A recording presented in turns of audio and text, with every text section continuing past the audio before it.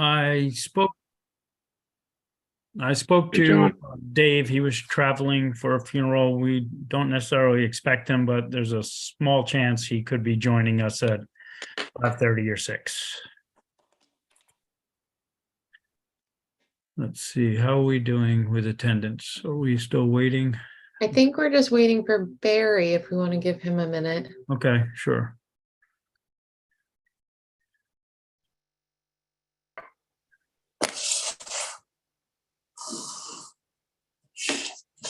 And Leslie's at the FinCom meeting, so she will join us as soon as she can, if she's able to. Great.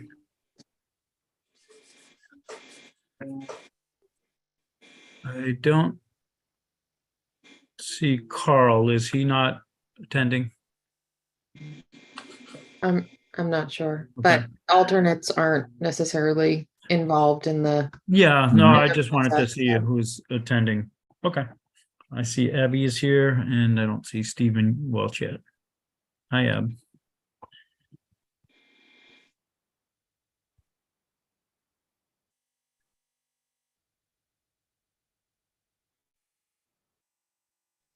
Meg, I'm always curious. Do you have your screen that shows everyone? Because I scroll up and down. I only show 5. So I have to continually scroll up and down to see when people's hands are raised or anything. Oh, no, yeah, I have everyone on one Okay, screen. good. But I'm glad you have that. my monitor is really large, so everyone's Okay. on one screen. But I think we have everyone. Great. Welcome, Barry. Hi. Okay. If we are ready, I think we're being recorded, so I'll start.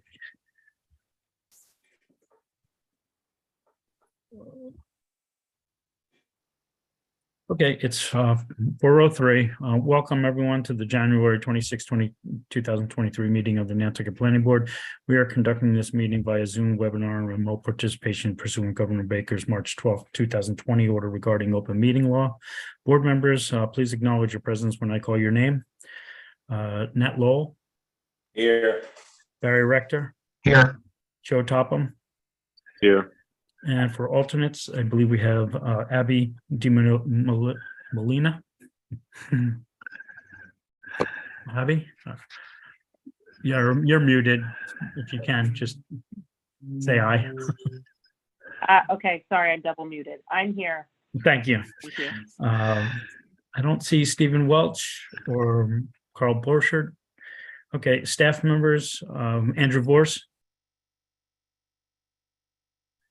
And I thought I saw Andrew here. He's muted.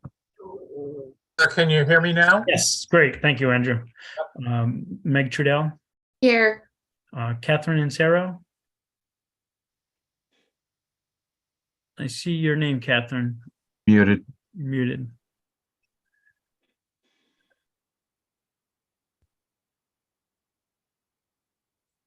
Catherine?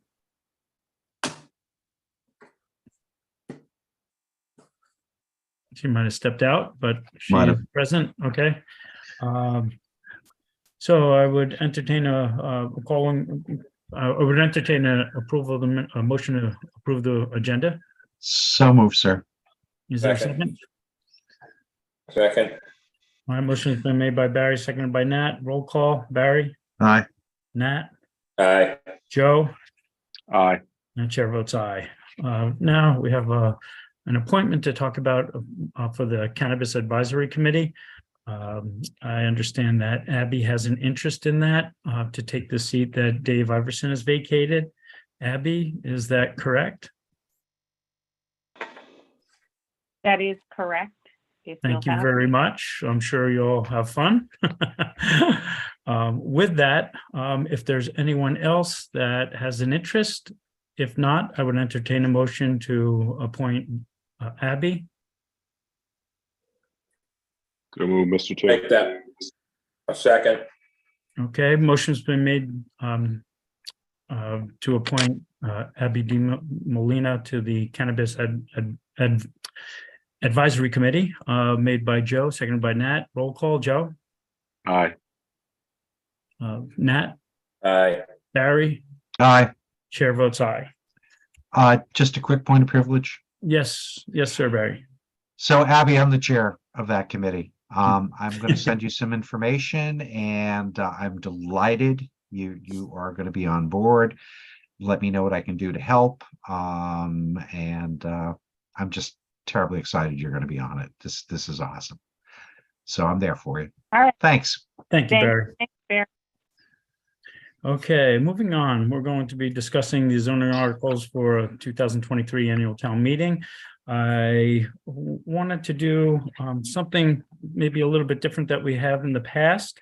Instead of going through one by one, I wanted to kind of treat it like annual town meeting as our moderator does. So with the general public, with the board, first identify ones that the articles that we will be discussing. So we'll leave these open to all for the public hearing.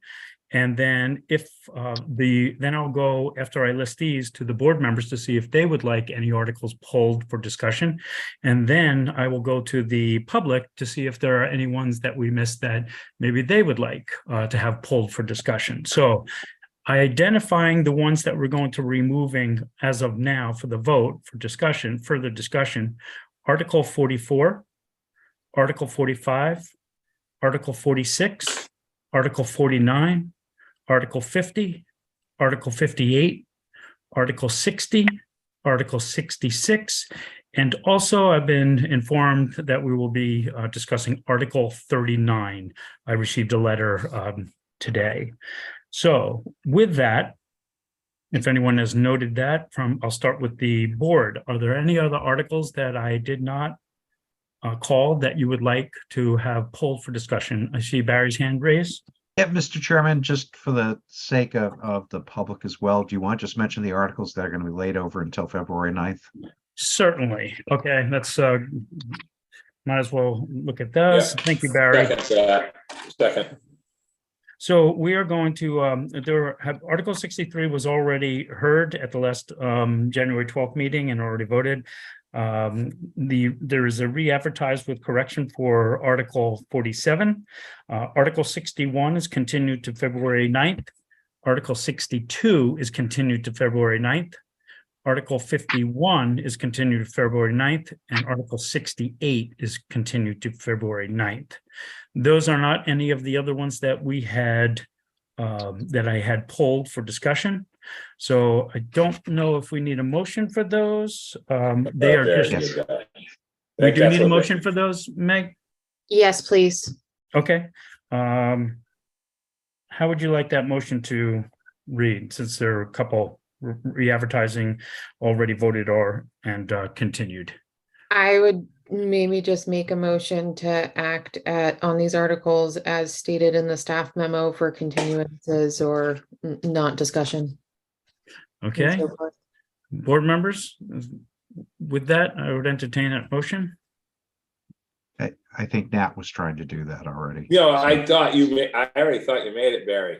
It sounded No. like it, so sorry No, that's about okay. that. You can take credit for it. You can take credit for it, So sir. you go ahead, Barry. and just- Let's take 5 minutes to argue about that. too. Well, I'm not going to let you argue. Barry, the So motion is moved. made by Barry, seconded So by moved. Nat. There Roll you call, go. Barry, Aye. Nat, Aye. Joe, Aye. and chair votes aye. Thank you for that, Barry. I'm glad we're going in order. Someone's keeping me in line. Now, back to the articles that were pulled. I'll just mention those again. Those are going to be pulled for further discussion. 44, 45, 46, 49, 50, 58, 60, 66, and 39. With that, I will ask the board if there are any other articles that I have not called that you'd like to further discuss and have removed for the time being. Seeing none, I will go to the general public. If there are other articles besides the ones I've mentioned that you would like to discuss further, Meg, I would rely on you to identify any of the public and call out the numbers. Sure. So we have Leslie Forbes and then Linda Williams. Okay, Leslie, what article would you like to have pulled or I articles? I'm having trouble tracking here. The articles, when you're saying pulled for discussion, you mean they're not pulled for discussion on February 9th or March something. They're going to be So, pulled for discussion correct. today. Yes, we are going to discuss them today. The So- other ones that we're not going to discuss, we're just going to vote on as recommended and with the proposed quantum vote of either 2/3 or 50%. And this way we can just concentrate on the articles that people would like to discuss. So following town meeting format, if Correct. pulled for discussion is the same as called for discussion at town meeting. Yes, ma'am. Correct. Okay, thank you. Sure. Linda Williams? Can you hear me? Yes, welcome, Linda. Okay, I'm gonna pull Article 53, call 53, 53, 56, 56, 58, 58, 60, 60, and 65. 65. Great. So in addition to the ones I called, you're adding 53, 56, 58, 60, and 65 for discussion. Correct. Thank you very much. Thank you. Okay, Meg, I will go through this another time, but is there anyone else, Meg, that is hand raised asking to call an article? We had David Buckley and then Ann Deweese. Okay, David? And then we have Peter. I can't pronounce his last name, but he will be Sashu, I think. next. Sashu. So David, we have you up first. Muted. Hi, David, welcome. Is there an article or articles you'd like to have called for discussion? No, you've already called them. It Great. was just, wanted to talk about the Nantucket ones, which I believe was already pulled Called out. for later. Yep, Okay, that's pulled. great. Okay, then we Um, have Ann and then Peter. Okay, Ann, welcome, Ann. How are you? I'm fine, John. Thank you very much. And I hope that you all are well too. I would like to have a discussion on Articles 54 and 57 additionally, please. Okay, we'll add those 54 and 57. Thank you. Okay, and Meg, there is a Peter. I don't have an identifying last name yet.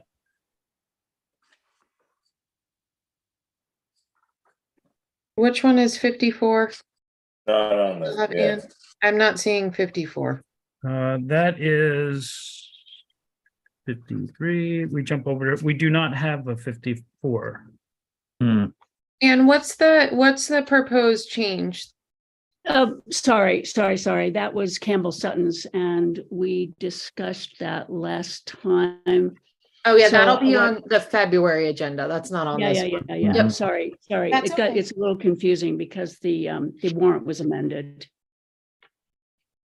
Okay, But I Okay, would like to did 57. 55. No, I wanted 54. I think, yeah, I may have gotten that confused because what I was interested in were the three definitional articles, 53, 55, and 56. I think 53 and 56 have already been mentioned. yes. Correct. And would you still like 57 called, Ann? Yes. Great. So are Okay. we adding 55, the intensity regulations, changing the special permit granting authority from the zoning board to the planning board? And I think that already has a negative. That one- recommendation. that one is the only one with a positive recommendation. Right, okay, then I would like to discuss it. Okay, Thank Okay. you. I'm sorry for the it's confusion. okay. No, that's all right. So And then we have Peter. yes, Peter, identify. Yes, I'm Peter Shaw and my wife Melanie. We own 77 Washington Street. And we had communications with Leslie that the proposed citizen petition concerning a zoning change, she was going to pull it. And I'm not sure if it has been pulled or not. When you mentioned different article numbers, the sheets that we got from Leslie do not have any article numbers on them. So I'm not sure if that has been pulled or not. Okay, let's review. Meg, do you see anyone for Washington Yes. Street? So The Washington Street articles have been removed from the warrant for this year's town meeting. Okay, Okay, so that's all there's nothing to call on. Yeah. Discuss. Great. Okay. Well, thank you very much. I guess we're all set. Thank you, Peter. Thank you. Have a good day. Bye You now. too. Okay, I'll read them off as we have them called so far. 44, 45, 46, 49, 50, 58, 60, 66. In addition, we have 39, 53, 55, 56, 57, 58, 60, and 65.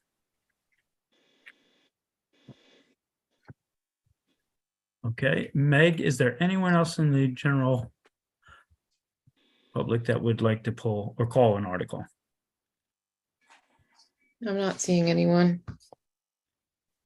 But I can go through the list if you need me to of the ones that have not been called, if that. Yes, if you can do Mhm. that, then I will, do we have to close the? Yeah, Okay, so we'd have to close the, I don't Public- want to say meeting, but we'll have Public to hearing. close that for the articles that have not been called to vote on. yes, Would- and I would should, we- Mhm. no, I was gonna say, I should mention, and there is a note about this in the staff memo. These article numbers are as published in the draft warrant dated January 25th, 2023 at 2:30 PM. The article numbers are subject to change. What you're seeing in terms of what's listed on the agenda, what's listed on the staff memo, and what's listed in the draft warrant in the packet, those numbers are all consistent, but that does not mean numbers will not change in the future. So as a reference point for this meeting, there's consistency with those numbers. Okay, We do have Anne with her hand raised. yes, Ann. Hi, Ann. Sorry, just a point of clarification, please. At last night's select board meeting, a new article was proposed. It's as yet unnumbered. It's been placed on the draft warrant in between 39 and 40, and it has to do with amending the definition of timeshares in essence. And I was just wondering if that article will have a public hearing. It will. That just went into the Inky for its first advertisement today, and we will hold a public hearing on that matter on February the 9th. Thank you. You're welcome. Okay, Meg, unless there's anyone else calling, I think the order would be for us to close and then take a vote or motion for the articles that were not called to go with the recommendation of the staff and the, I guess, quantum percentages of either 50% or 2/3. Is that correct? Yes. Okay. Barry, is your hand raised or to make that motion to close? Let me just do this probably for clarity's sake.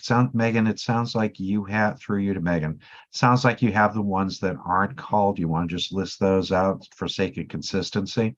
Sure. And I'll read the whole thing so that the article numbers don't get confusing for the record. Sounds good.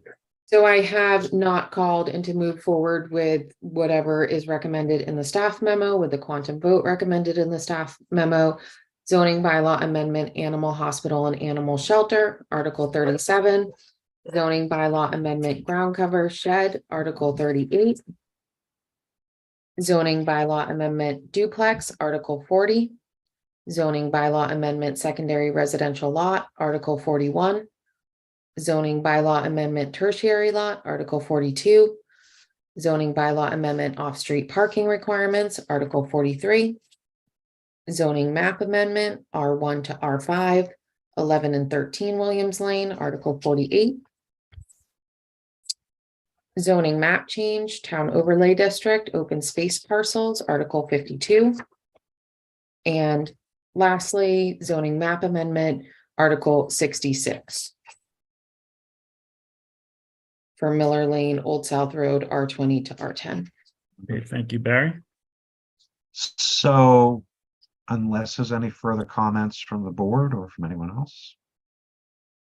Seeing none, I'll make a motion at this point that we close the public hearing on those articles. And then Okay. we'll move to the next version. All What right. has to happen. Motion's been made to close on the articles as Meg just described. Barry made the motion. Is there a second? I'll second, Mr. Chair. Okay, second by Joe. So roll call. Barry, Aye. Joe, Aye. Nat, Aye. chair votes aye. Now on to the motion. Go ahead, Barry. So I'd make a motion at this point for articles 37, 38, 40, 41, 42, 43, 48, 52, and 66. That those articles be accepted in accordance with the recommendations from staff. And We also the vote and- quantum vote of 50 or 2/3 as described. Correct. Great. Is there a second? Aye, Mr. Chair. Okay, a second by Joe. Roll call. Barry, Aye. Joe, Joe. Aye. Sorry, I was muted. Nat? Sorry. Aye. And the chair votes aye. Okay, thank you. Now on to the articles for discussion that are called. I think we will go in order. So I believe the first one is 39. Anne, I believe you had called this in the letter. So please, if you, Meg, if you can identify Anne. Right. Thank you. Can you hear me? Yes. Okay, great. I never saw this article come up in the concepts that were on the select board agenda for the last several weeks. So I guess my first question is whether or not, and I asked Megan about this and she said that it hadn't been discussed. And so I would like to know whether or not this is the first time you see it. And if so, what you think of it. I have a number of comments, which I can make all at once, or we can go back and forth. I'm a little unclear about the best way that you would like to have my questions and feedback. Unless any other board has a thought or opinion, I prefer, Anne, that you just continue. Let us know your thoughts, concerns, and then we'll address them as we see. Okay, first of all, I'd like to hear the thinking behind this. What exactly the objectives are in lay English, and what potential unintended consequences are. So a general overview, since it's the first time we see it. Secondly, I would like to make a specific comment about the hot tub definition and request that it include a depth criteria, because without one, I can envision 6.5 by 12 foot lap pools that are 4 or 5 feet deep with a little tiny bench and one jet. You know how things are on Nantucket. If it can be done, it will be done without restrictions. I'd like to understand better the purpose of the small pool definition. And I would like to discuss a little bit the door that this leaves open by creating all these subcategories and so on and so forth, to create levers for additional modifications, shall we say. So let's start with that, if we could, please. Okay. Andrew, I believe you're on. Would you like to add anything to that? No, Mr. Chairman, actually, I mean, I don't really think, I'm certainly not going to go into, a long explanation about this at this time. This is the kind of thing that if there's a request for extensive information or explanation that the board wants to hear, I would expect that, you would communicate that. So this feels, there's a common theme here of sort of this kind of ambush for all kinds of information. I think it's pretty clear what this is doing. I'd like to hear either what the suggestions are or what the problems are, and then we can sort of deal with that in due time. We have additional public hearings about this. So again, we as staff haven't heard any requests from you all about needing, detailed explanations like this. If we can go through it, if there's a question specifically, I'd like to know what it is. So. Okay. And just for myself, I know in the last couple of years, there have been many discussions about pools, spas, water features, different zoning areas, and how we define something and where we put it. There have been a couple of modifications in that annual town meeting. Last year, we did have a couple of votes. So I think what my perspective is, we have certain zoning areas now that do not allow water features with the ROH, and there are definitions that were once 150 square feet, I think it was, now down and reduced to what I think a reasonable 75 square feet.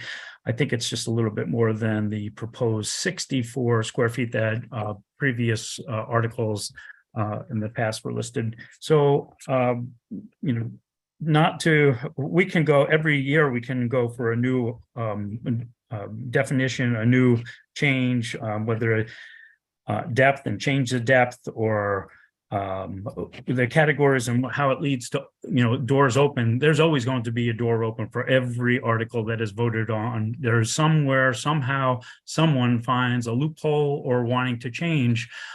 So I don't think there's anything that is in my mind that I'm thinking of, or any of the other boards are thinking of, that would lead a door open to anything. So I feel comfortable with this as it's written by town staff.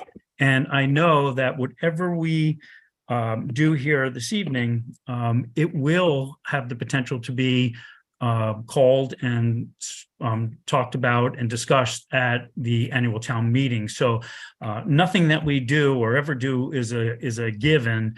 It always can be brought up at the annual town meeting for discussion, and things can be amended and altered. So anything in that's specific that you'd like us to consider and address, we'd be more than interested in hearing it for thought and discussion. But to speculate, I don't necessarily know if we want to speculate, because it could be anything. I hope I was sort of clear on that.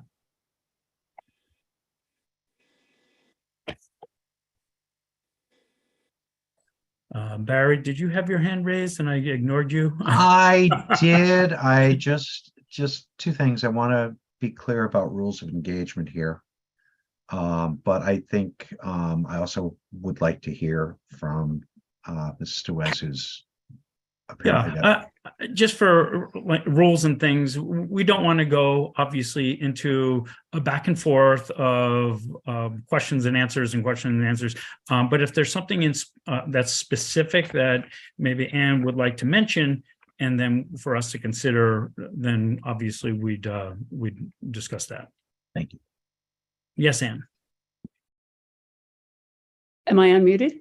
No, we can hear you. Yes. Okay, fine. In that case, I would like to make a specific request that a depth limit criteria be included in the spa hot tub part of the definition. And I would like to suggest 3.5 feet maximum. Okay. Because that, in fact, is a spa. And if you look at any of the commercial spa websites, et cetera, they're all between 3 and 3.5 feet. So if we're trying to create a real spa that looks like a spa and feels like a spa and performs like a spa, it shouldn't be deeper than 3.5 feet. Okay. And I don't see any reason not to include that criterion. And the only thing that comes to mind instantly for me would be if there was a spa that was maybe a jet that people swim with. That's for medicinal purposes, for physical therapy, and it still met the criteria of the 75 square feet. I'm not a pool expert or a spa expert, so I don't know. I'm curious if the depth of 3.5 feet would prohibit that unit from being put in. So I don't have that answer, but that is just one of the concerns I have when we give a specific depth. Barry, your hand. Thank you. So just two things. One is I certainly have heard some interesting comments at this point, which I think need to be fleshed out from Mrs. Duez, which would definitely help to maybe clarify some of these issues. When I hear so on and so forth, that is very broad-based at this point. And I agree with you. You know, I heard that there was, well, we need to define what all of these laws of unintended consequences are. On the converse of that, your statement was 100%, Mr. Chairman. So I'd like to know what those are that you're expecting that may potentially fall out of this. The second thing is I would just urge the board to be a little careful in these dialogues, because I know too, there's also active litigation that's sitting here on top of this. And so I think we need to be sensitive that that's also floating out there as well too. Thank you. Thank you, Barry. Nat, your hand's raised. Yeah, thank you. So to add to what Barry just said and to what you just said earlier, John, and I don't know if Joe has any input with his knowledge of this. I see this as sort of housekeeping, cleanup, fixing what wasn't fully perfectly defined, and also keeping up with what's out there. Okay, there are, the fiberglass swimming pools are coming. They're here. They're cheaper. You can insulate the bottom of them. They use way less energy, but they come in certain sizes, and there's bigger spas now. The whole plunge pool thing, John, that's another one. You didn't bring that up, so I'll throw that in because you know what those are. So what we're trying to, I think what Leslie's, and she's not on right now, but I think what we're trying to do here is define, like it's a shed. How big is the shed? What are we going to call it? You know what I mean? Like, we got to have a name for this stuff. A swimming pool is a swimming pool currently. It can be whatever size it can be, right? So I think this is the step in the right direction, especially with the architecture and the uniqueness of how these things are getting built. The depth issue is a whole nother conversation. There's a lot of safety concerns with that. There's one up off of behind the Academy Hill School that I saw recently that is, you can't even see it. It's so small. It's like 7 by 11 or very small. I don't think we should be getting into too much beyond what the intent of this is to kind of get some clarification and some sort of cleaner bylaw. I think that's safe to say. Andrew, do you think that I'm on the right track with that? Is that, the basic point here?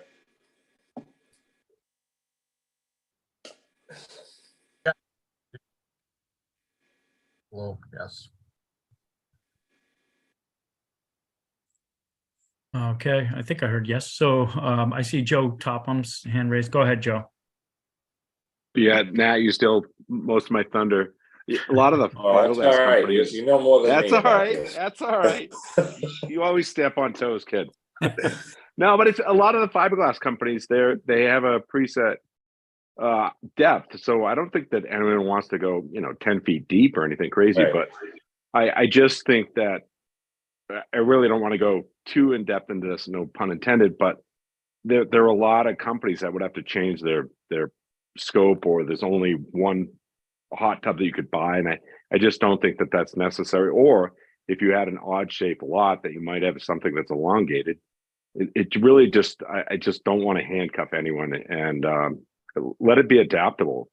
You know, I have a friend that's 7 foot tall, 3'6". My God, he would be sticking half out of the hot tub, just even trying to sit down in it. So I just think there's other opportunities and more, you know, things that we're not thinking about. And I just would like to have the flexibility for someone to have some enjoyable spot in the backyard. So, you know, I just think that adding that restriction would be too restrictive and unnecessary. Okay, thank you, Joe. Do you have two members of the public, Leslie Forbes, followed by Linda Williams, with their hands raised? Sure, I was just seeing, go ahead, Meg, I'll take Leslie first, please. Yep. Welcome, Leslie. Okay, I'm unmuted, I believe. Nope, we can hear you. Oh, yes, we can hear you. Yeah. Okay. So two specific questions.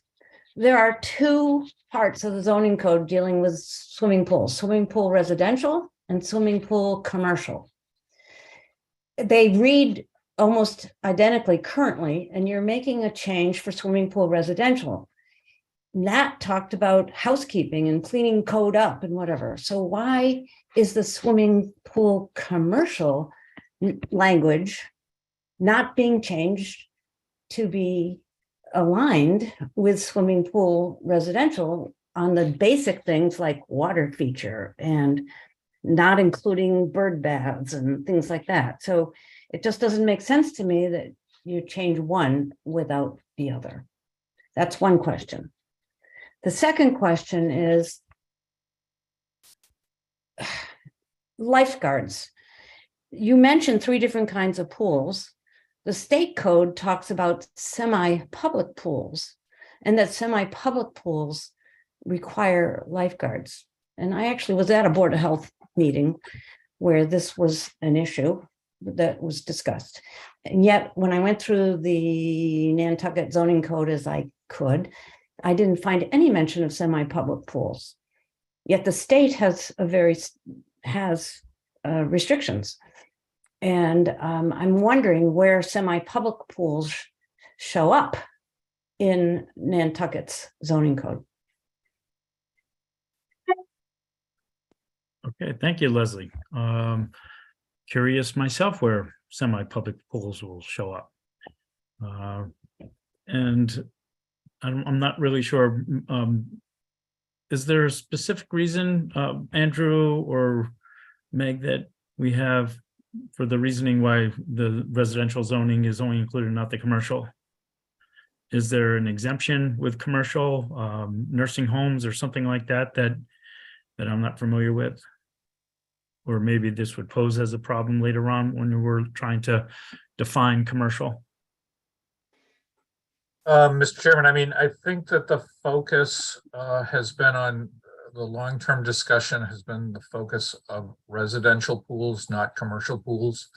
So yeah, the focus of this article was to discuss residential pools. As far as semi-public municipal uses, so again, I'm not totally clear what that means. If it's a pool of a private club, a public pool sponsored by a public entity would be covered under municipal uses. So I don't understand how that term is being used. I think if it's a shared pool by a homeowners association, or is that what we're talking about? I don't know if anything specific was mentioned by Leslie, so it could mean a lot of different things. I think, Leslie, you may be unclear as to what a semi-public pool is as well. So I think we're all on the same page. We don't really necessarily know for sure what a semi-public pool would include. Mr. Chairman, I can tell you that a pool in a subdivision is covered under our multifamily housing development in a subdivision, or in conjunction with a neighborhood association, is covered under a swimming pool swimming pool definition. So a commercial pool would be with a hotel, I assume, or with a club or something like that. Yeah. John, can I interrupt Go for a ahead, second? Nat. Just like Green Lady, Andrew, is the most recent. To the ones that you're bringing up, like Nashua has got one. People don't even know that they have one. And then you got the one at Noshop over then you got one over at Beach Plum. Park Circle, whatever it's called. Yeah, there's a little one over there. But the most recent that I believe is the Gray Lady one, up to date, 21st century. And I'm not sure if Leslie's, if she's referring to that, other than like Nantucket Inn's got an indoor one, Beachside Motel's got one outside. I mean, to me, that would be commercial, but that's a complicated question to answer. My question in terms of the semi-public is, my understanding is that semi-public pools, as defined in the state code, require lifeguards. And there's no mention of that here. Mr. Chairman, the zoning bylaw is not going to mention all state rules. So there is the bylaw deals with uses, and then other state rules will attach depending on, I mean, I can't imagine how many pages of the zoning bylaw would be if we referenced all state rules. Right. No, I see your point, Andrew. We're not going to be listing all the rules as far as no alcoholic beverages, no, this is to be closed after 10 o'clock, lighting, jets, noise, whatever. I don't think we can start to go into every little aspect of, I think we're just looking at the definition of certain things, the size of it, square footage, et cetera. So I get your point, Andrew. The suggestion is that we should reference lifeguards in the definition, our local definition of pools. I don't know if that is. The board could certainly consider that. Mm-hmm. Well, I think if there's a state code that would supersede what we ask for a recommendation. So I don't know if we necessarily need to think of every recommendation, because then we'd be looking at other rules and regulations that would be applying towards this. So we could start all over again with Article 39. I think what we're looking to do is come to almost like a happy medium, listing certain things and with the reduction and spelling out things for water features, et cetera. I think, looking back 30 years that I've been here, really there was probably two controversial pools that I can think of, one being on Fair Street and the other on Main Street. I think that's a pretty good track record, but I understand the concerns of people going forward, and that's why there's something in litigation right now that we're not going to discuss, but we're trying to clear up a couple of definitions to maybe make it easier in the future if you're going to be pulling any kind of permit or not pulling a permit. I think this is, for better lack of terms, a little bit better housekeeping. So I don't know if that necessarily gave you the answers that you're looking for, Leslie, but I think we know what the questions were. I don't know if we're necessarily going to try and answer all of them or appease what you're looking for by adding definitions to what we're already trying to do. Should I bring Linda over next? Yes, And Linda then Williams. Anne also has her hand raised. Okay, I'll take Linda first, please. Okay. Okay, I'm confused by this whole discussion because this is really housekeeping. In the state codes and in our local bylaw, we have private pools, we have commercial pools. Commercial pools are, I believe somebody already, and I think Nat mentioned a lot of them. There's publicly accessed pools. There are certain requirements, whether it is a club and you have to have a lifeguard if there's so many people. There's a lot of things in the state code that are not referenced and should not be referenced in the local bylaw. So Linda, As far as the- we're agreeing with each other Yeah. then, correct? Didn't I just say that? Yes, Okay, great. yes, We're on but I both on the wasn't same sure page. where, Yes. Ann Deweese was going. It But doesn't as far matter as the where, depth, everybody has a right to ask the question. So yeah, I but as think, far as the depth is concerned, Mhm. I'd like to finish, please, Mr. Chairman. sure. As far as the depth is concerned, I do a lot of pools. I don't like pools. I'm not a pool person, but if somebody wants a pool, I take them through the process, including the building department process. As far as depth of spas, I agree with a comment. I think Nat made it earlier, or Joe made it there. Joe made it earlier.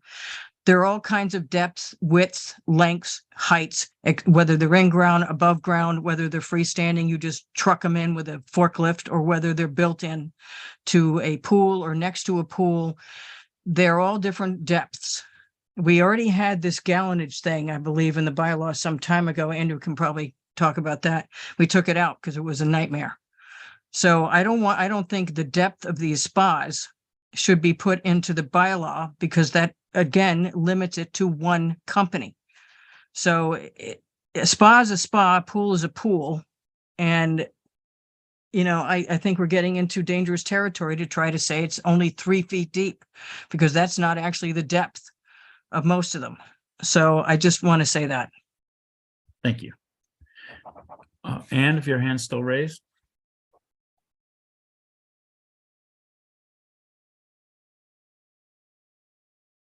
Sorry, in the interest of housekeeping, I wanted to just point out that in the draft language, after the 3 descriptions of the hot tub, spa, small swimming pool, large swimming pool, there's a paragraph 1, and it has the word residential in it still in line 1, 2, 3, 4, 5.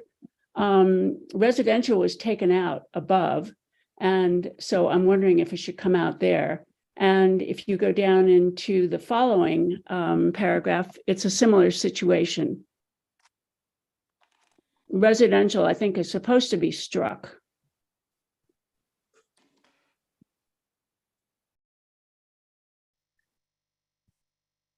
Okay, thank you, Ann. I would ask Andrew, is it intended that, is residential intended to be in there, or is that something that we should be removing?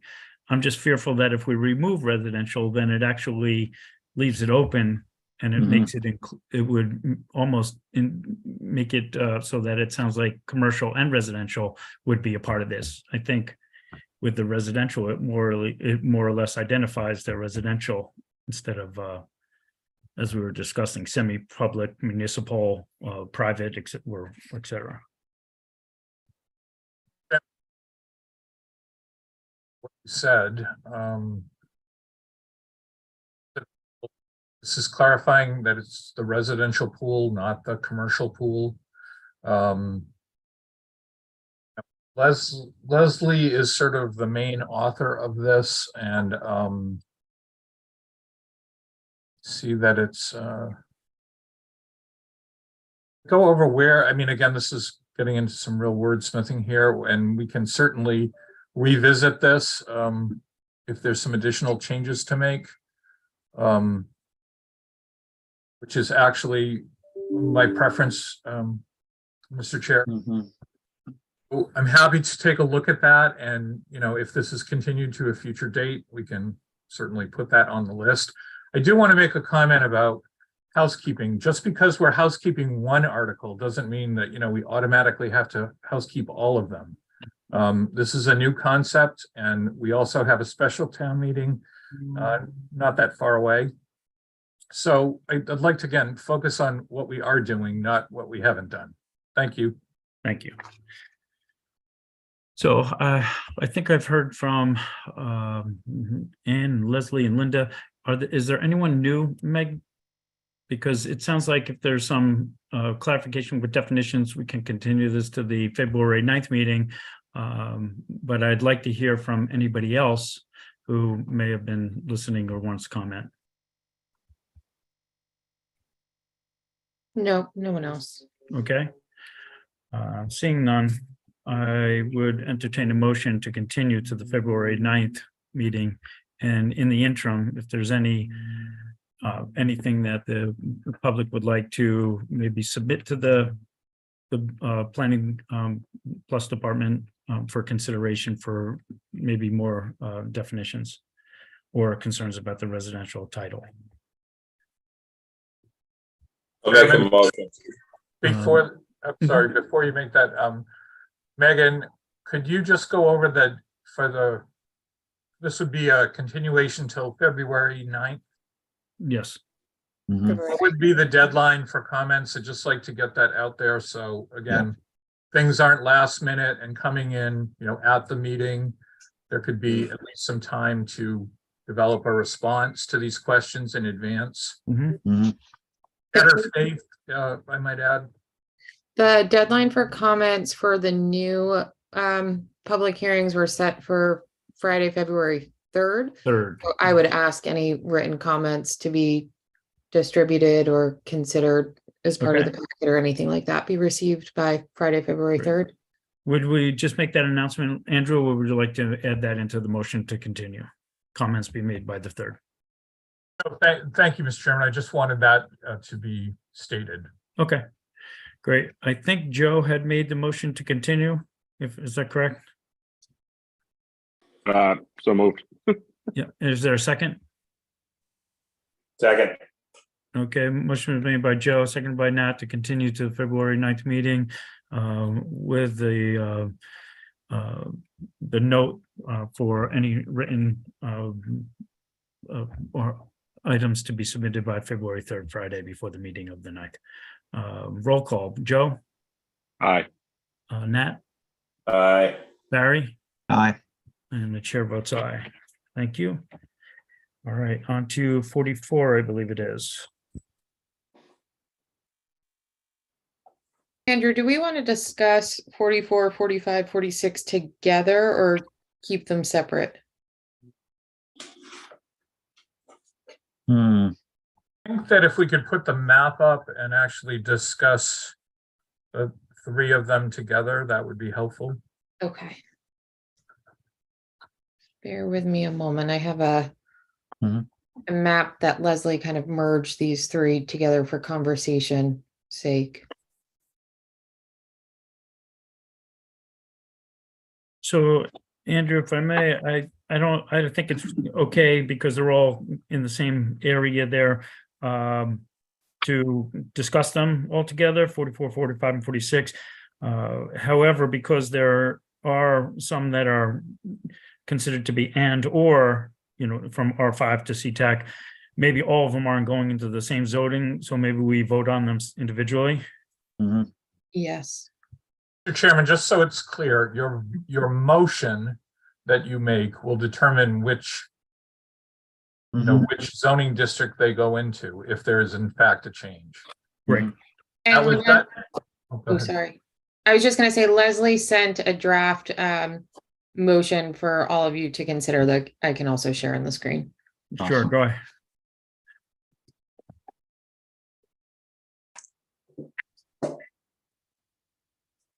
It only lets me do one at a time.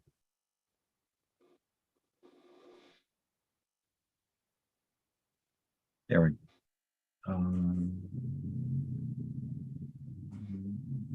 So article numbers have shifted now in this version, so just pay attention to what the map change is here. Appleton, that is in our notes as 44, is actually 45. Yep.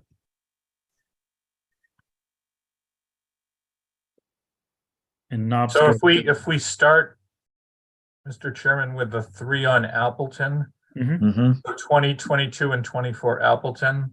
Okay. The proposed motion here is to move those from their current residential commercial 2 district to another commercial district, which is the commercial trade, entrepreneur and craft CTEC district. And if we could just go back to these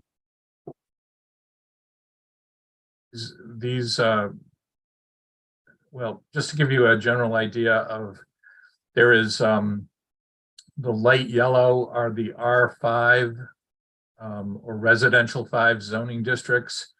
The purple that's up here at the edge is a current C-Tech district. So again, this is an area where there is some mixed use. I believe our recommendation for Salros, which is mostly commercial. So it's, I believe it's these three. Is that right, Megan? It's these three Appleton Road properties here on the end. Yes, because the others are included with the Salros article. So the C-Tech district, commercial tech, and again, just to refresh your memory on that, that's designed as like a home occupation type district. It allows certain commercial, I guess, lower intensity commercial uses. So it doesn't include, a lot of retail or restaurant type use. It does allow, oh, thank you. It does allow home-based businesses. It allows a separate dwelling unit. And it does allow some commercial activity on the individual lots. These three particular properties are here at the end of Appleton. And that was the suggestion. Yeah, they're on the major road, not on the side road, and they're not within the group of existing commercial activity that you find along Selros Road. So anyway, that's the thought for this particular article, but the way it was submitted, that could change. It doesn't have to, all three don't have to be in the same district. Mm-hmm. There was interest in lots staying in R5. Yeah. So looking at what you were showing as on the map, my initial take, Andrew, and correct me if I'm going away from something, but Article 44, which is listed as 45, which is the Appleton Road, there's no disagreement that we want to get rid of the RC2, and we're looking at potentially keeping it into that commercial, that C-Tech. The Knobska Way, if we look at that, that was 45 / the new listing as 46 in what you just shown. That appears to be mostly all residential around abutting residential R5. So I would think that would be moved from RC2 to an R5. And then finally, the Salros, which is mostly all commercial there, going from an RC2 instead of the residential 5 to the C-Tech. So my initial gut would tell me to conform to have abutting properties that are of like. We would go, the Appleton would be the C-Tech, the Knobska Way would be the R5, and the Salros would be the C-Tech. Anyway, that's my initial. I'd be interested to hear what the other board members think about it. I agree with what you said. And that is what the draft motion that Leslie prepared states as well. Great. Board members, before we open it up. Yeah, Mr. Chairman. Yeah, Salros, you're 100% right. Salros is all mixed use, like old school shops, housing, that whole entire side on the right. Mm-hmm. And the Knobska is exactly what you said, and the Appleton. I mean, this area here is, been tough. We've looked at this multiple times. We've had owners on, and they've learned a lot about their zoning, and there's been quite an education here. This didn't just pop up today. This has been going on, and there's going to be a lot of redevelopment, in my opinion, in this area. So we want to get it right now because it's going to be new dirt happening a little at a time. So I think that's the right way to go here for sure. Mm-hmm. Okay, seeing no hands, I'd like to open it up to the public. Meg, let me know if there's anybody. I have David Buckley followed by Pennell Ames. Okay, David, hi. Hi, can you hear me? Yes, perfectly. Thank you, David. Oh, thank you. David Buckley, I own property at 8 Knobscoay. My family also has property at 10 Knobscoay and 7 Knobscoay. And generally, our feeling is that the road should stay, should be residential in zoning, sticking with the current character. And the map that you showed before showed predominantly R5 on Knobscoay is fine with us. Thank you, David. Okay, Meg, you said there was someone else.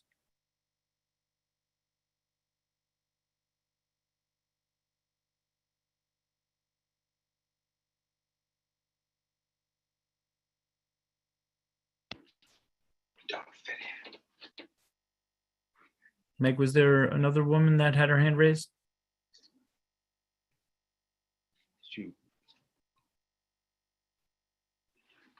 I got away from your call. Mr. Chairman, you have Penel Ames, who's got his hand raised. Yeah. He's coming in. Yes, okay. Meg, please He's address there. panel. Meg, you're muted. I have Pennell up, unmuted. Okay. Pennell, Welcome. can you hear us? Yes. Mhm. Hi, yes, welcome. Thank Yes, I have two unusual businesses. I'm presently zoned RC2. I'm not doing anything sinister. I don't want to be put in a box of being R5. I'm just a small person with a small business, and I don't want any restrictions. I have two daughters and 2 grandchildren to pass my property on to. And they're going to be needing a place to live in the future. And I don't know what their plans are going to be, but I'm happy with RC2, and I don't plan to put on in a gas station or a supermarket or anything like that. The ground coverage is going And to change. the ground coverage is going to change. You know, this doesn't help me. We would be very happy to stay the RC2 and float the boat of whatever happens around us. The frontage foot, that changes, the back footage changes. The ground cover, you know, we lose the 10% there. The side changes. It's the little details that really matter. Mhm. And so the RC2 with us is quite fine. That's what we bought it from Charlie Sales as, and we're We're one of the few of the year. There's not that many year-round residents here anymore. You know, it's always going to be cheaper to bring people over on the High Line than it is to try and protect year-round residents here. thank you very much, but that is our opinion to please stay as we are. We don't have any desire to have any of our ground cage, nothing change. Thank you. Okay, and if I may, what address are you at? We're next to Julie Fitzgerald. And the official address? 5. Mhm. 5. Great. All right, thank you very much. Meg, could you put up that map to show where number 5 might be? 5, Knobska? Knobska, okay.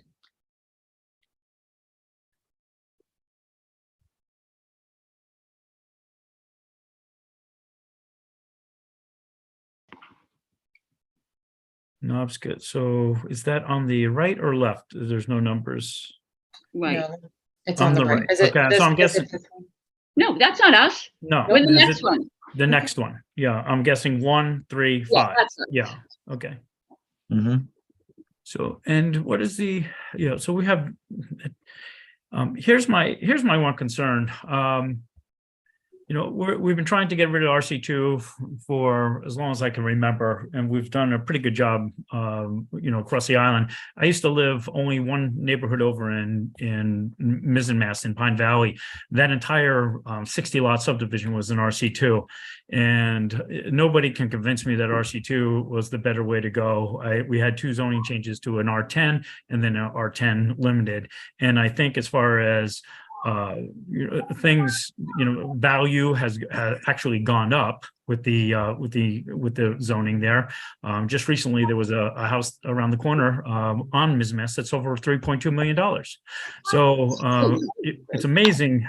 So as far as protecting values, but what I fear is that with all the zoning changes around, that we're almost isolating something and we're creating a pocket of one parcel that is an island in R5 that is held out as RC2.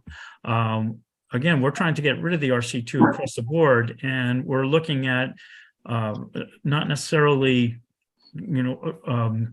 penalizing one particular lot or family, but looking at it, we're looking at the overall, the good of the entire neighborhood of the area. And when we're looking at changing with the abutting properties of R5, it really kind of makes sense that it's surrounded. Plus, it is a residential unit there. There's not commercial, and you can still run a residential business out of a residence, as far as I know from any kind of definition. So we're not really handcuffing or hand tying by putting that in. That being said, again, with our recommendation, and if we choose to recommend that we go to R5, this can always be brought up at annual town meeting. You can put up your hand. It's our recommendation as a board, and then you can make your individual case as to why you want to keep it or have yourself removed from our opinion or what we're choosing to ask for. So, I understand your concern. I'm sympathetic towards it, but I think from the overall neighborhood, I truly think that the R5, in my opinion, would be the best way to go for that area. Meg, is there anyone else in the general public? And I'm happy that we're not closing this yet, Nat, so I'm happy from you after. No, don't close it, please. No, of course not. I just want to see if there's anybody else. Not at this time. Go ahead, Nat. All right, so John, let me take a stab at talking about this. This is sort of my, unfortunately, bailiwick, one of them. I feel for what they're saying, so I'm going to ask them to come in to see Leslie, have a meeting, look at your lot, bring a plot plan, if you have one, recent. To figure out your ground cover, what you have, how big your lot is. RC2 panel isn't even zoning. It's like it was thrown together in 1972. Well, RC was what we had then, and then it switched RC2 to eliminate hotels when the North Shop first original plan was proposed. Am I correct, Andrew? I'm correct on that, right? I just don't want to be wrong about anything I say. So that's true. So yes, correct. We've been, if every local property owner that had RC2, when we started removing it, we didn't want to get rid of it, and we couldn't get rid of RC2, the amount of development by right it was unbelievable what could happen. And I have no question that you mean what you say. You just want to stay the same, and that's the end. And I totally understand what that means. But we as a board can't think like that with like one lot in the middle of all this effort that we've done to try to clean this RC2 up. And with that said, John mentioned, the amount of things that you can currently do with R5. R5 is essentially the residential version of RC2. It doesn't, the frontage is slightly different, slightly less ground cover, but is it 30%, Andrew? Or is it 35? 40. R5 is 40? Yes. Oh. And what's RC2? Didn't we lower that a long time ago to 40, or is it still 50? It's still 50.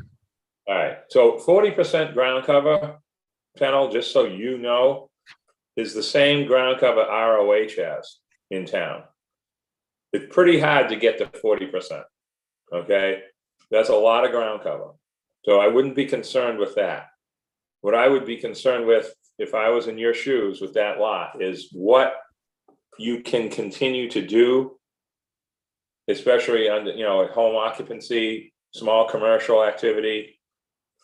That's something that we're going to be working on in the future to sort of clean that up a little, to create more ability for small commercial to happen on residential, because of the nature of Nantucket. You know, that's what people do now. It's not like it used to be back in the day when everyone had their own shop and in residential neighborhoods was normal. My father had one. You know, Dickie Corkish had one. I mean, they were everywhere. So I don't think you should be nervous about it. I would recommend, if we can continue this to February and you make an appointment and come in and see Leslie. Leslie's not here right now. She's at the different meeting, and she can explain all the details to zoning and the change and what you can and can't do. And I think you'll be pleased, because this is an unfortunate type of situation. We don't want you coming to town meeting asking to keep RC2, because no one's ever done that before. And how many acres have we got rid of, Andrew? 3,000? Something like that? It's over 1,400. There is less than 100 left of that, and that is a specific goal from the 2009 master plan. And that's what I'm saying. I don't want someone, a local family, to be put in that position at town meeting, because there will be people there that will reject that to keep an RC2, and we're trying to clean that up. We don't want someone, you know, not understanding it. So if you come in, make an appointment, or just, it's very easy to, their doors are open, and sit down and they will explain everything. And then you'll have a clearer conscience for your family, for your grandchildren, and everything else that's going to happen on that property. And I promise you, you'll come out of there with a much more knowledge. So my recommendation would be that, and continuing, Mr. Chairman, if that's okay. I know we don't normally do that with something like this, but I think we should for that. In that respect, unless we have any other issue, I see Barry's hand raised, and I'll give him the privilege of commenting, and I'm not closing the public or asking for a motion to close, but I would still vote on the 44 and the 46. Correct. And then we would continue just the knobs to yes. I should have said pull it out. I'm sorry. Sure. I didn't mean to assume that you knew what I was saying. That's all right. Barry, your hand's raised. No, thank you. I appreciate it. Andrew, did you want to go ahead? Because sometimes you'll state things a little more eloquently than I might. And me too. That's okay. I'm supportive of Nat's motion here, because I do think that whenever these articles come up, there's a process to go over the pros and cons of the proposal. You see there are a number of benefits to changing out of the RC2 to R5 that we can go over, and especially if the concern is about providing housing for future family members. I mean, some of the most basic is tertiary unit is allowed in R5, not allowed in RC2, and covenant lots are allowed in R5, not allowed in RC2. So I think that's fine. And if there are, what we have done in the past, if people have specific plans to divisions based on the frontage that they had, or to get proper permitting for businesses, so there's no question that they're fully grandfathered, we certainly have held off in the past to make sure that there is no impact to those people. So and again, we can certainly review that between now and your next meeting. Right. Meg, is there anyone from the general public before we look to consolidate these? Yes, I brought Pennell back over. Okay. Yes, Pennell. Yes, we will make an appointment, but my other question is, I have the chart in front of me, and I understand the selling of R5 exactly as you're saying. But when they changed it, why did they then take away 10% on all the ground cover? Why didn't it just remain 50%? That, Mr. Chair, if you like. Go ahead, Andrew. I thought you were, yeah, go ahead. And I think Nat touched on it earlier, is that 50% ground cover is not, I mean, the closest area to 50% ground cover is Perry Lane, which, you know, is giant warehouses and, you know, mixed in with commercial. And most residential, you know, standard residential throughout that area is, you know, roughly 35%. So I don't think that 50% ground cover is desirable, and you all on the planning board have looked at this across the board as well.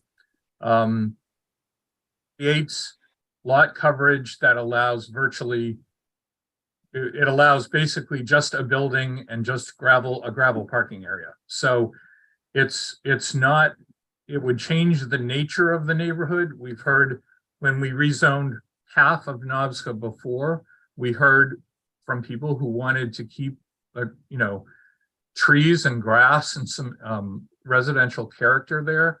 And 50% ground cover, if you do need a, you know, an idea of what that looks like, that is some of those structures on Perry Lane, or some of the densest areas of downtown.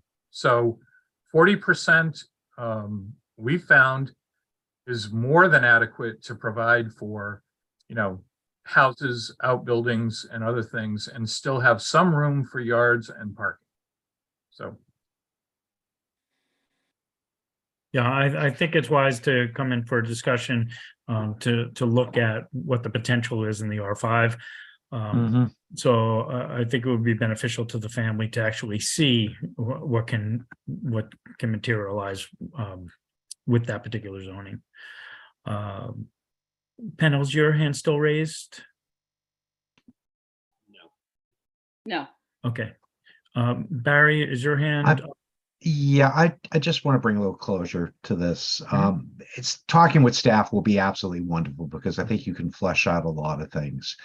I think you've heard a lot of things from us, but one thing I want you to walk away with from this, and maybe I'm afraid that message, at least in my ears, came out too loud, was we're doing it because we're phasing out RC2. No, there's a bigger issue that's here. It's defining. RC2 was created so that neighborhoods could define themselves when Nantucket was growing.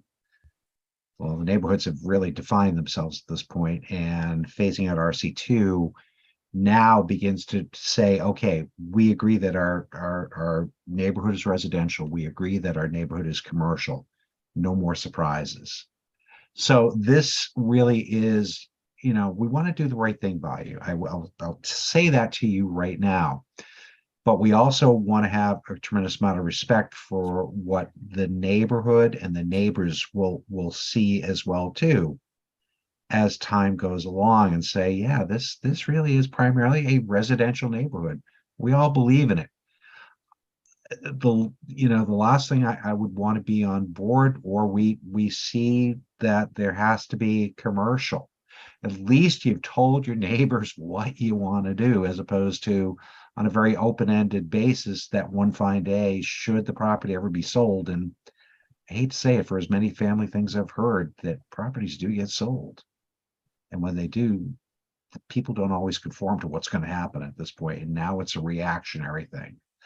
This is planning for the future. This is planning for the future for what your neighborhood begins to look like, and recognizing it for what it is. So it's like I said, I just feared that we kept overemphasizing we're getting rid of RC2 and that's why we should do it. So wrong if that message came across. And I think, like I said, having the talk with staff would be instrumental in terms of understanding and, you know, what it is that we're all really trying to accomplish here in terms of defining neighborhoods. Thank you. Meg, anyone else with their hand raised? There's not. Okay, so what I'd like to do is get a motion to keep the Knobsco Way continued to the February 9th. And then I believe, unless I'm mistaken, we're looking at the Appleton Road and also the Salrose changing from an R5 to a C-Tech. So I don't know if we can do that vote together, or we would, how would we? If Yes. we can separate them out, if we can do the continuance first, Okay, then I'll bring up the recommended motion for Appleton. You'll do that with the quantum vote, and then I'll bring up the recommended motion for Salrose. And I'm sorry to be, I think that until we get a settlement on the Knobska issue, I'd like to leave the Appleton one open. No. I think the Salrose is much more Later. clear. Yeah. Break it up. Type situation. So anyway, if we could. okay, so we're going to continue the Appleton and the Knobsco for February 9th. And then we're really just going to close out and get the staff recommendation with the quantum vote for 50% for the Salrose to go from R5 to C-Tech. Thank you. Meg, I will ask, how would you like to do that? You like to separate that first with a motion for continuance of the first two? Yes, please. Okay. Make that motion. Okay, motion made by Nat to continue. I'll second, Mr. Chair. Yeah. Second by Joe. Roll call, Nat, Aye. Joe, Aye. Barry, Aye. and the chair votes aye. Now on to the article listed in our packet as 46, but shown as 47, and that is to make an amendment to the zoning map from RC2 to C-Tech for Salrose Road with the quantum vote of 50%. Is there a motion? Barry? Yeah, first of all, through you, Mr. Chair, we need to make a motion to close the public hearing and then so move. Okay, did we do that with that continuance? No, we didn't close Don't out. have to. Okay. Not with the continuances, but Okay, this one. so since for we're gonna- this one, yeah, Yeah. let's close that one, that particular one, Salrose. Is there a So motion, Barry? moved. Yeah. And second? Second. Okay, roll call, Barry, Aye. Nat, Aye. Joe, Aye. chair, and the chair votes aye. And now on to the Yeah. motion. So I'll make a motion at this point is that we vote in accordance with the staff recommendation and the necessary quantum of vote to accomplish that. Okay, second, is there, Second, Mr. Chair. okay, roll call, that was made by Joe, roll call, Barry, Aye. Joe, Aye. Nat, Aye. and chair votes aye. All right, thank you very much. Thank you, panel, and we'll see you next on February 9th. And I'm sure the staff looks forward to meeting with you to discuss. Okay, now on to 49, I believe that was called. This is zoning map change for Pleasant Street, Kimberly Way, Williams Lane, Cherry Street. This will, we learned late this afternoon, actually have to be re-advertised, so I don't know, Andrew, if it makes sense to go through what we do have, and then we can discuss the re-advertising parcel separately, or wait until March. I guess it's the pleasure of the board if you want to look at this, or do you want to just move on here? If there's going to be any question or issue about re-advertising and then having, we'll bring it up for the February 9th continuance. Might as well pass it on. It'll have to actually go to March because we've missed advertising deadlines for both of our February meetings. Okay, so we'd be doing that anyway. So what is that March meeting, Meg? I believe it's the 9th, the one that we didn't want to have if we didn't have to, but it looks as though we will have to. So there's no way, even with this, discussing it now, it would have to go to the March 9th as well. Yeah, because we've missed I believe we've missed our advertising Okay. In the interest of saving time, only to hear it again in March 9th, then I would ask for us to continue this to the March Yeah. 9th. Yeah. Go ahead, Barry. Yeah, Mr. Chairman, just Megan, the 13th wouldn't be enough time either, right? No, okay. No. All right. Although, you know what, That's- if you wouldn't mind to leave your motion to just let it to be continued, because I want to look into maybe possibility of re-advertising with the Cape Cod Times. If they have a different schedule, we can maybe Is get there that. any, I'm always curious, Meg, is there with the new e newspapers and things, and you know, what we have online now, being that it's instant instead of waiting for that weekly paper to come out, does that help to make official notice? No, what I can tell you is, I guess this is a two-part answer. The legislation is very clear that it needs to be in a newspaper of print, so that's why we still do it that way. At the last MARPA meeting, which is the regional planning meeting that I attended during the legislative update, they did mention that as one of the potential updates moving forward, trying to change the legislation to allow for digital print advertising. More, I guess, to come on that, but as of now, print. So we believe it's going to go to the March 9th, although this might be the only thing on the agenda. However, you would like us to continue it to the February 9th meeting, just in case there's a way, or a February 13th meeting, just in case there's a way to advertise, or no?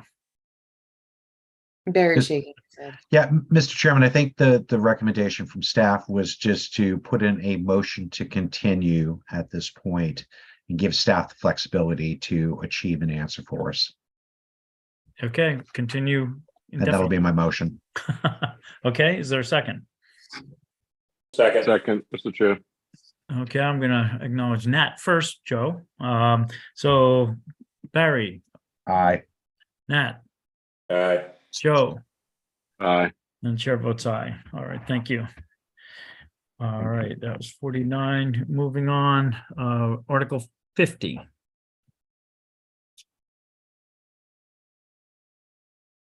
Okay, this is the Surfside and Cobble Court explanation needed. Meg or Andrew, is there an explanation that you'd like to discuss before we discuss? Andrew, you're muted. Sorry about that. If we could put up the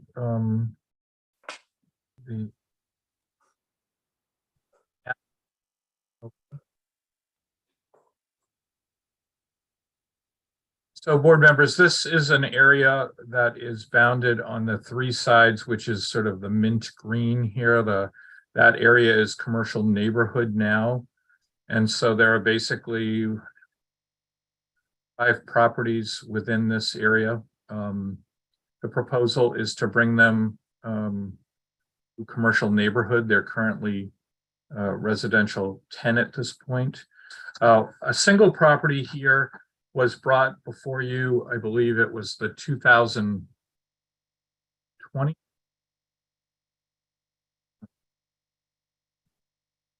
And that received a unanimous motion to recommend. It was at a time when it wasn't clear about the quantum of vote from the changing legislation for housing choice. So you have seen an article like this before. Yeah. So Notices, right? we include this entire area again, so there wouldn't be kind of this the commercial neighborhood. And again, you not if there's requests, possible if there are properties that, property owners that don't want to be included, there's a possibility those could come out in terms of what your final motion is. I will say at this time, we've received no comments from negative comments rather from any affected property owners.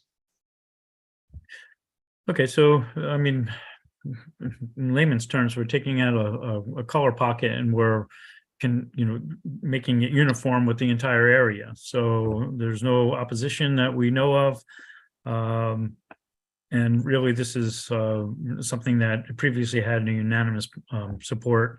And this is, from what I understand, kind of house cleaning to put it back where we already voted and what the town voted, and make sure it's identified with a quorum vote of 50%.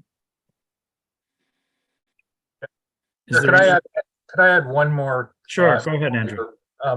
There is a specific language in that housing choice that talks about eligible location. And I think you would agree that this particular location, where we have actually, done some affordable housing directly across from the school. Mhm. This is within walking distance to our Mid-Island shopping area, hospital, et cetera, et cetera. So I think when it comes down to, appropriate locations to allow additional housing units and or mixed use development, that the planning board would find that this is, in fact, one of those eligible locations and support this particular. Great. Meg, is there anyone from the general public? I'll open it up.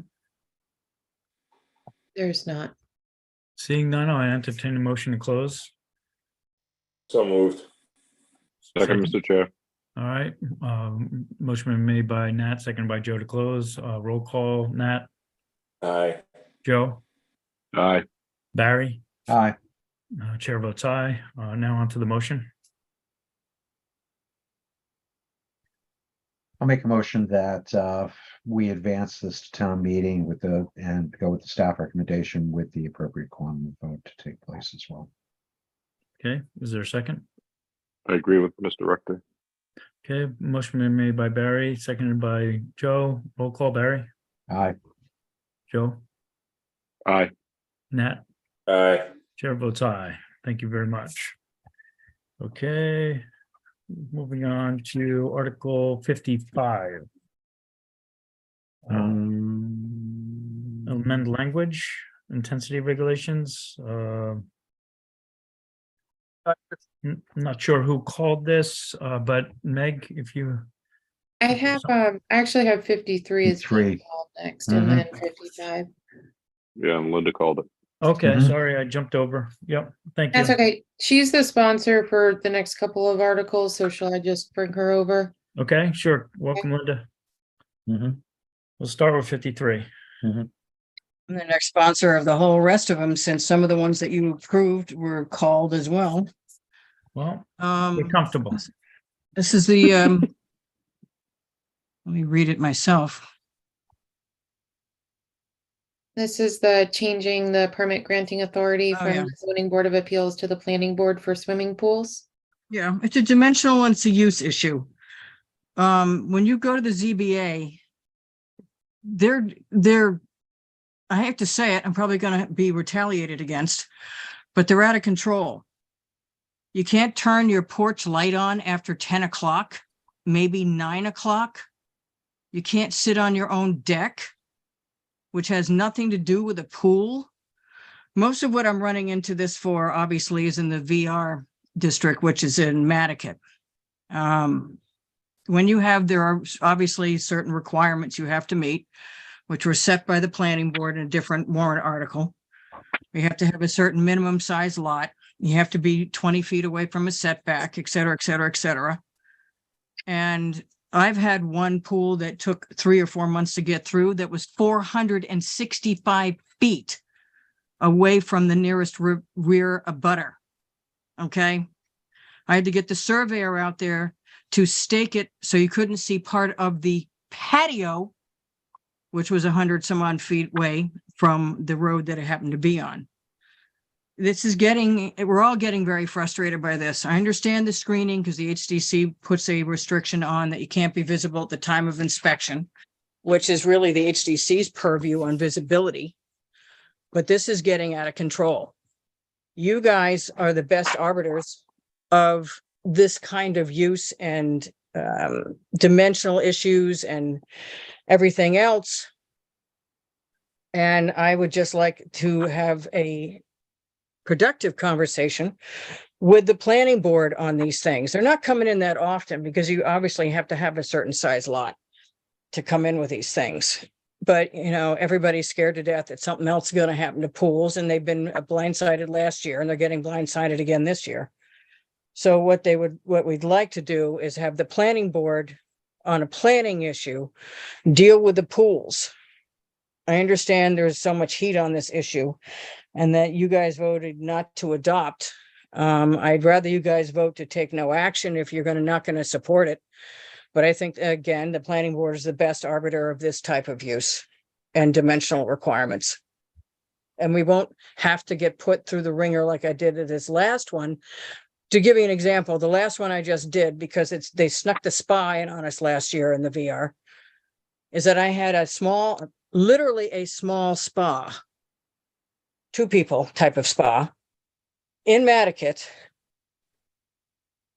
in the back of a house, hundreds of feet away from other people. And it really was a spa, 3.5 feet deep on this particular spa. And I had to go through the ringer on that as well. Lights, this, that, and the other thing. I had to soundproof the fence that surrounds the pool equipment, which isn't near a house. I had to put soundproofing on the inside of the fence. It's getting ridiculous, especially when they go to things that they don't have jurisdiction over, which is the lights on your house outside your door going onto your back deck, and who's sitting on your deck after 10 o'clock. So I think we're all getting a little frustrated with this, and it can take months to get a spa. Mercifully, it was only 1 meeting, but it was headed for 2. And we capitulated on a couple of things that they don't have jurisdiction over just to get it approved. This is why we're asking to come back to the planning board on this particular use, which I believe is in the use chart. So that's my pitch for this. But if you're going to do something, and then take no action, because then I can fool around with it again next year. Thank you, Linda. Barry, hands raised. Thank you. I appreciate it. So, Linda, they do say flattery gets you everywhere, and that was a very flattering thing to say about our board. But I might argue in this particular case, flattery may not always get you everywhere. I hear you at this point. I'm going to say a few things. We're not perfect either. You have no idea what the outcome's going to be, because That's fine. Just let me talk. Thank you. This would be new ground that we're going to wind up breaking for us to be able to handle this. I'm going to tell you, I have concerns on a staffing level at this point that they would be picking up this on a new basis as well too for us. I will say too, as of recent, I'm not a big fan anymore of take no action. I think as someone said to me, and I have to agree with them, when you give a positive or a negative recommendation, that is a very clear message to the public. And I think every time we act as a board, that's inherent upon us to send that clear and concise message as well. So regrettably, I'm going to say, I think that is the best course of action that I would recommend for us, is just to say not to adopt. And so that's my opinion. I don't know how my board members feel at this point, but I want to be sensitive on those issues. And by the way, in the article about commercial, we are going to be picking up more workload again. So thank you. Okay, thank you, Barry. Other board members before I open it up to the general public? Okay, Meg, is there anyone with their hand raised? Yes, Leslie Forbes. Okay, Leslie? Hi there. I was part of a group that worked with the planning department, worked with the finance committee to put in this special permit required in the VR district. At the time, I was working very closely with Leslie Snell, and having the decision, the body be the zoning board of appeals instead of the planning board, was a recommendation from Leslie Snell.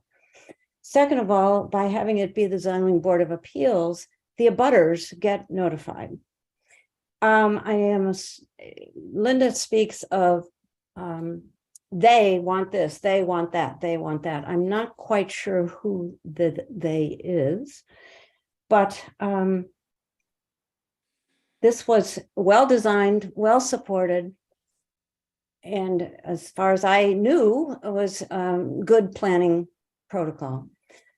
As far as some of the things that are being talked about, there is a lighting bylaw in Nantucket that talks about outdoor lighting being turned off and a certain wattage as well, which I think was going to be rewritten for an ATM at some point. But that's certainly asking, that's certainly out of the purview of the they, it's a bylaw. And the third thing, or whatever, is terms of the mechanical equipment and such, that was originally in the thing that it should be, it was included in the setback. And again, when I worked with Leslie Snell, she commented that any abutter has the right to go to the zoning board of appeals and ask for some mitigation, whether it be soundproofing, whether it be screening, whether it be sound. And so I think that the abutters, if that are within their right to ask for these things, they don't always get them. The list, I think, has become more standardized at this point. And I think it's good planning protocol. That's Thank it. you, Leslie. Andrew, your I'd hand's like to raised. speak again at some point, so Chairman. when you're Sure, ready. I'll identify Andrew. Go ahead, Andrew. Just like to comment here that there's no change whatsoever in Ms. Snell's opinion on this. As you can see in your report, the staff recommendation here is not to adopt. So I want to make that very clear, that there is no change in the staff's position on this matter. The zoning board so weighed in on this, and they are opposed to this particular article. I do understand Ms. Williams' frustrations, however, it's something that probably has to be discussed if there are any sort of that could be improved. That's probably a discussion that needs to be held with them. And I do think that, you know, to remind you, you have quite a lot of jurisdiction on your plate through the special permit process. And I can't in good faith recommend that you start taking on too much more here. Thank you. Thank you. Before Joe, I'll identify Linda again. Just to clarify some stuff here, it's once every couple of months, maybe once every 3 or 4 months. So it's maybe 8 to 10 a year, if that. To correct some things that Ms. Forbes said, nothing changes. I was the one who advocated when I was chairman of the planning board that they come in with a special permit in the VR zone. So I'm well aware of the special permit part of it. I'm not taking the special permit out of it. I'm not taking the abutter notification out of it. I'm not taking the right for the abutters to have a comment. I'm not taking anything about the fence equipment, the equipment for the pool, because I always surround it with a fence, whether my clients like it or not. So nothing absolutely would change in the whole thing. And I advocated for the special permit for the VR for pools. The only thing that's changing is who adjudicates it, whether it's a ZBA or the planning board. So that was my only change. And I want to make that very clear to Ms. Forbes that I'm not advocating for any other changes We in the understand that, Linda. bylaw. And if you heard from our planning director, that's something that he's not necessarily in favor of, and other board members have stated they aren't as well. We're not looking to take on that authoritative position. We'll leave it be as it is. So the motion was suggested not to adopt, but we are aware of what you were explaining. Joe, your hand's raised. Thank you, Mr. Chair. I agree with Linda Williams about her comment. At the HCC, she's very thorough. She does check a lot of boxes that she just stated, but I do feel that the proper place for this is on the ZBA side. And, I apologize to her for that, but I really think that is the best vehicle for this. As much as I know that there are extra meeting or two, and I would like to wrap some things up in a meeting, but sometimes I think it's really prudent to have, the abutters weigh in and make sure that everything is done properly. But so, yeah, I agree with staff's comments and approval or not to adopt this. Thank you. Thank you. Meg, is there anyone else in the general public that has not spoken yet? There is not. All right, seeing none, I'd like to entertain a motion to close the public hearing.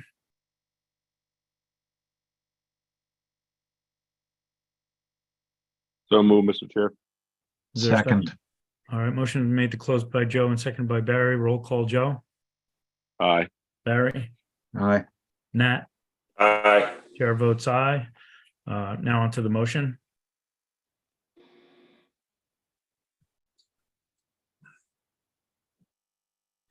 Motion not to adopt. Second. With the quantum vote of 2/3. Yes, sir. Okay, motion is made by Joe, seconded by Barry. Roll call, Joe. Aye. Barry. Aye. Nat. Aye. Chair votes aye.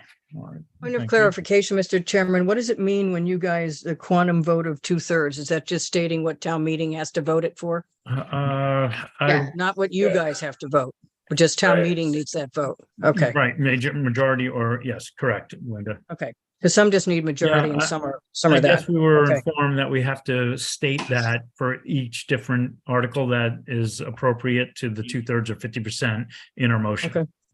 Okay, Cool. thank you. Okay, moving So it's on. me Article next. 55. Okay, yes, Linda. Okay. This was a motion to approve. We already gave you guys, I believe this is motion to approve. Mhm. I've got so many notes on here. Amend the language intensity. You're in friendly territory right now. Oh, yeah, Linda. it's right. Yeah, because you control everything else on an MCD in commercial, because you have sole jurisdiction over commercial. It was just a housekeeping thing. Is that all you have to say, Linda? Yeah, it was suggested to me to put this in to clean up the language because it was sort of left out when everything else was put into the commercial, into your venue. I'm sure somebody else like Andrew or Leslie or somebody can illuminate this further, but that's what it is. Very simple. And you guys already motioned, the staff said to do it. Mhm. Because it helps the whole thing that you have jurisdiction over anyway under MCDs in particular. Thank you. I'm going to go right to general public. Meg, is there anyone with their hand raised? Not, oh, yes. Anne raised her hand, and I believe Anne's the one who called this article for discussion. Okay. Anne, yes, go ahead, Yes, please. thank you. Could I please just ask one favor, and that's to pronounce my surname DeWez, not Dewey's. DeWez. Thank you Sorry very much. about that for past, present, and potentially future, Anne. Thank you so much. I called this just because it was one of a series, and I wanted to understand better why a citizen needs to take this kind of an action or these three actions. We've had the discussion already now about the pools, which was complete. And so I think Linda explained it as lumping like things together. But I'm just curious, why does a citizen have to do this? Why doesn't the planning board do it? If it's that obvious. You want me to answer that, Mr. Chairman? No, actually, I don't, Linda. There's a real reason why. All right. In a nice way, if you could summarize, go ahead, Linda. I started working with the zoning bylaw, rewriting it, adding to it in 1983. So now it's 40 years later and I'm still immersed in the zoning bylaw. It was one of those dangling things that never got done. And I work with the bylaw every day and I live and breathe the bylaw. And it was just one of those things that was pointed out to me that needed to be corrected, period. Okay.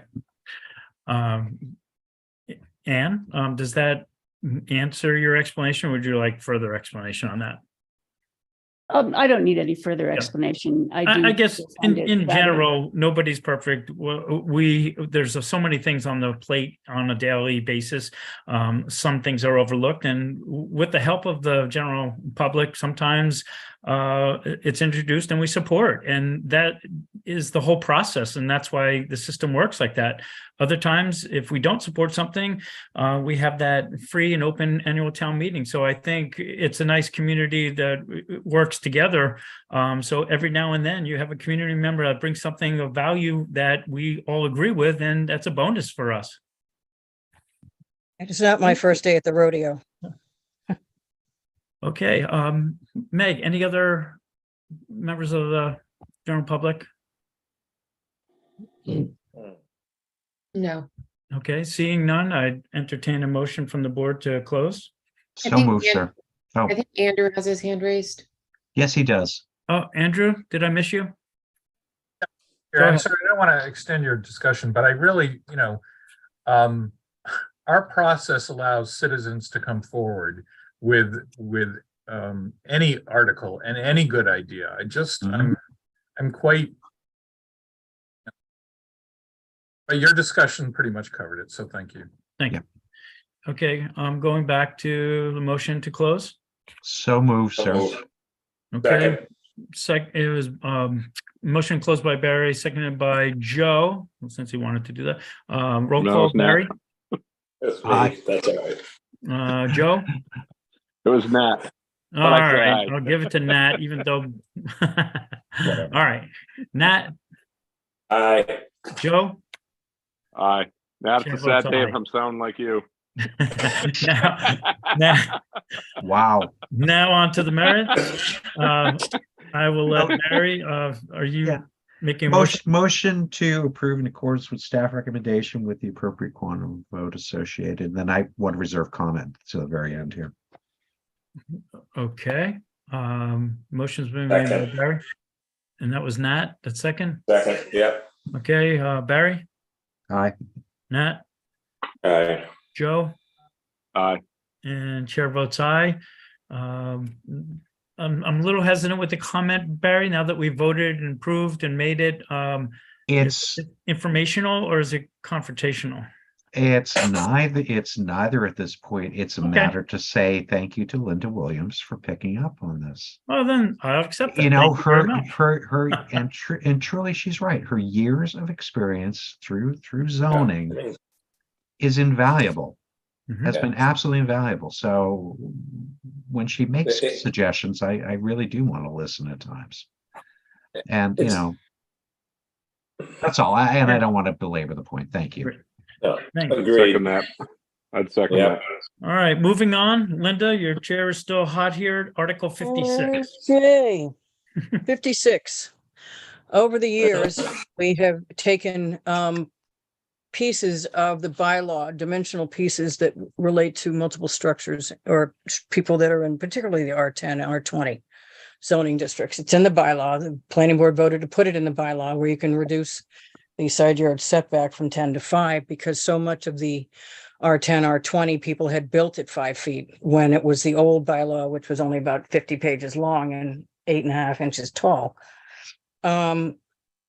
We've taken the 12-foot scalar separation, reduced it to 10 and given you the special permit for that one. We've given you the special permit to reduce the scalar separation as we did last month from the 20%. We gave you the green space requirements for MCDs to you because people were ping-ponging back and forth. This is probably the last vestige of any of this type of thing where the reduction from side yard setback in R10, R20 from 10 to 5 was sort of out there by itself. So it should be properly with you because you're already dealing with the 20%. the rest of that kind of dimensional thing.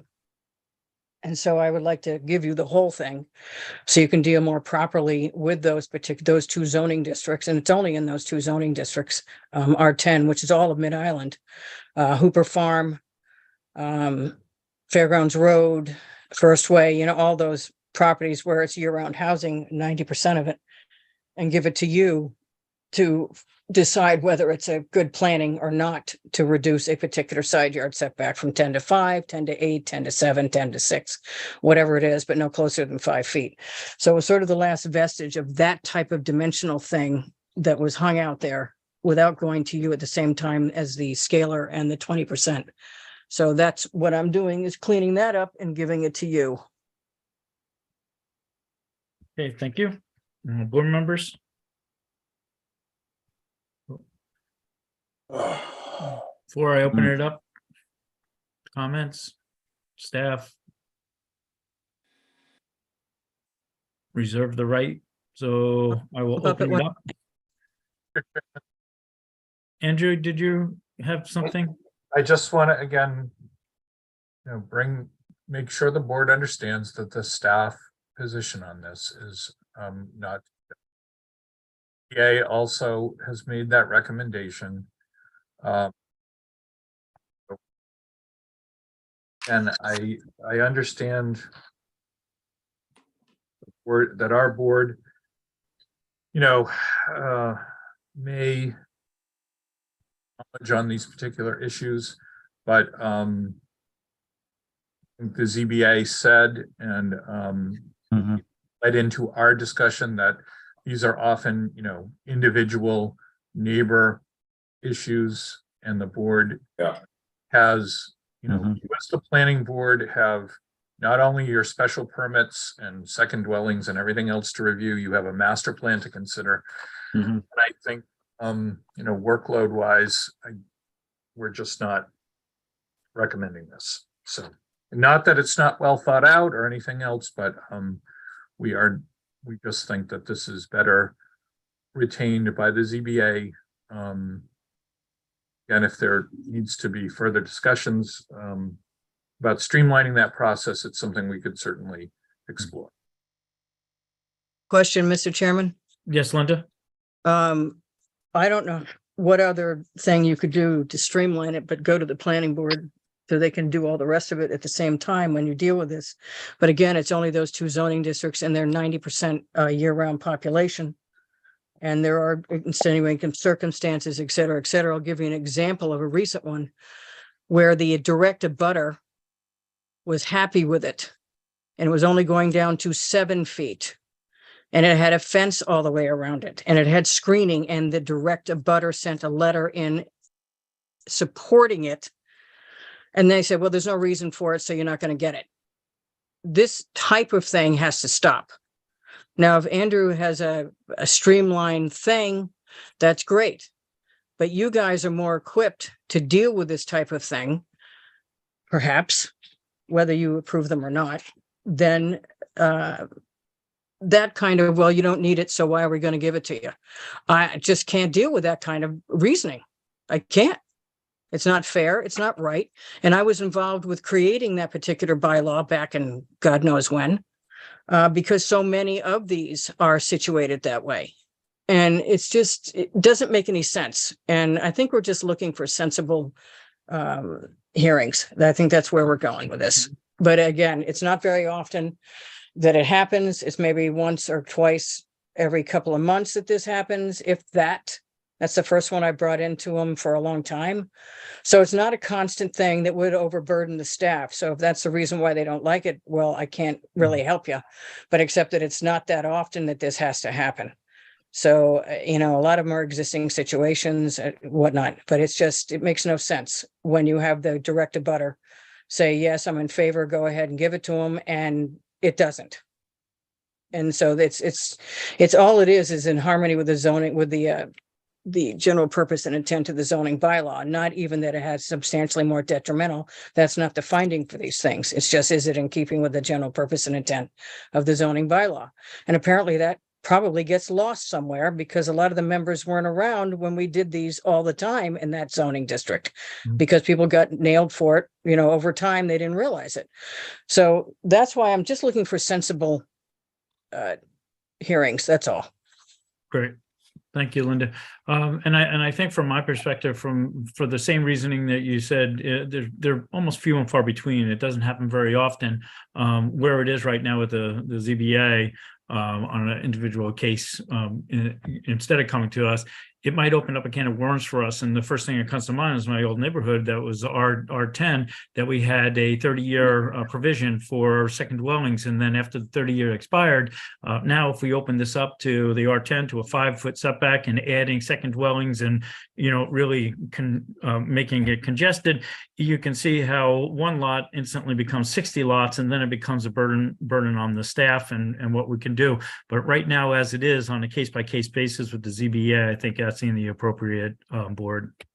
It would still require, Mr. Chairman, it would still require a special permit, and you're finding that it's appropriate. It Yes. never would be a free-for-all because you have to do it in very specific situations, and not everybody's going to come in and say, I want to build a house at 5 feet. That's not what this is. That's not what it's ever been used for, ever. I think the system where it works, as you said, it's not, there's only a few cases that come out with this. So I don't think it's, it shouldn't be removed from the ZBA and put on our plate. I think They're denied every time. So that's the problem. It doesn't matter who says they're okay with it, they're denied. And that's a problem.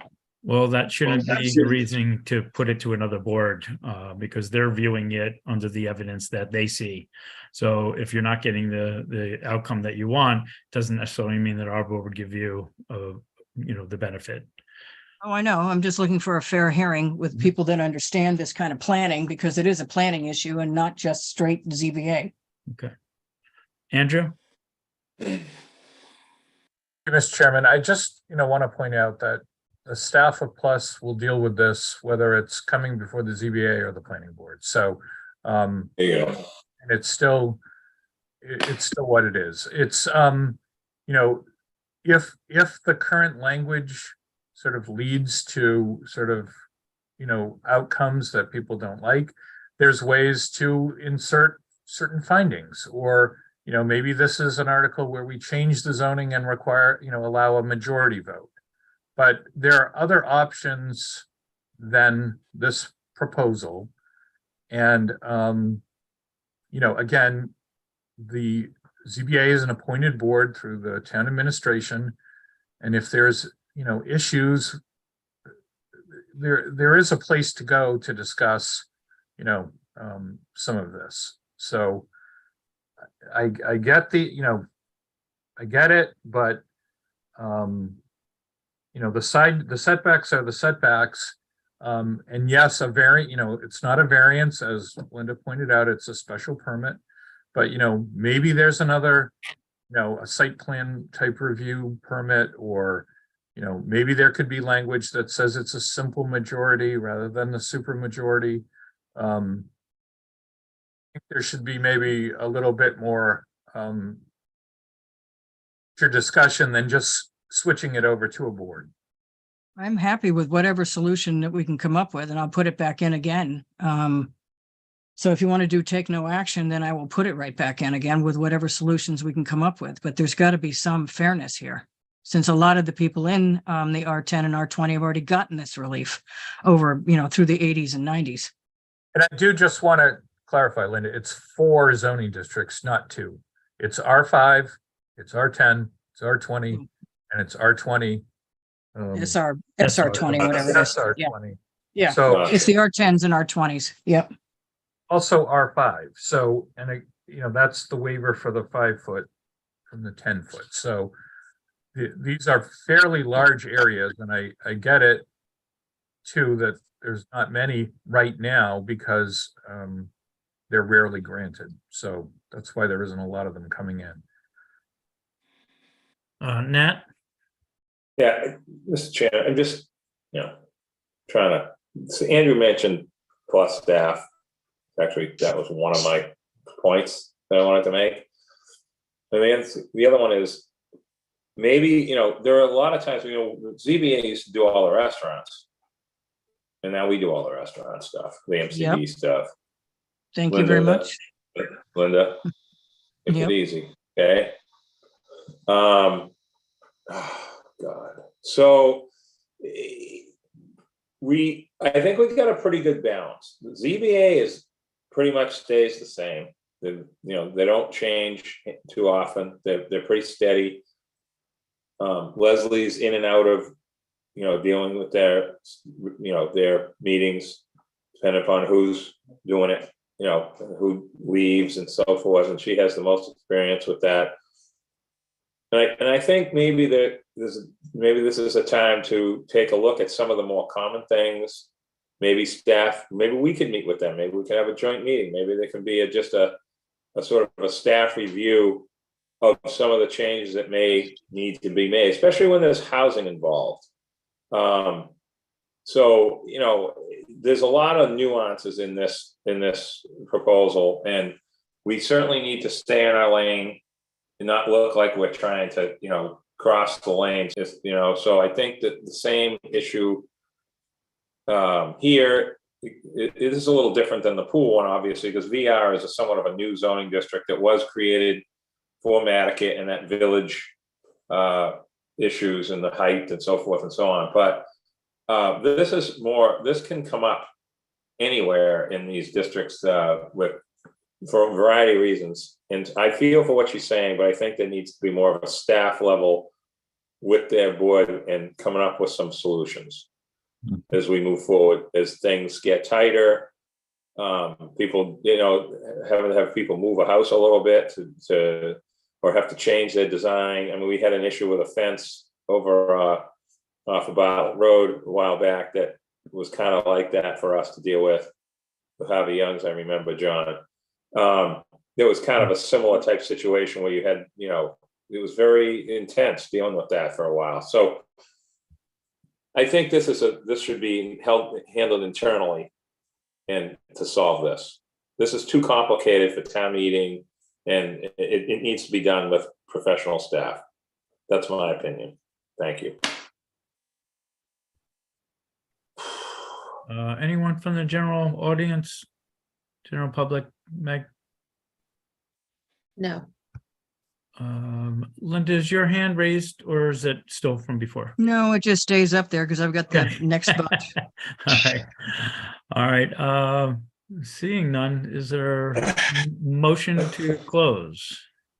So moved. Second. Motion been made to close by Nat, seconded by Barry. Nat? Aye. Barry? Aye. Joe? Aye. Chair votes aye. Now on to the motion.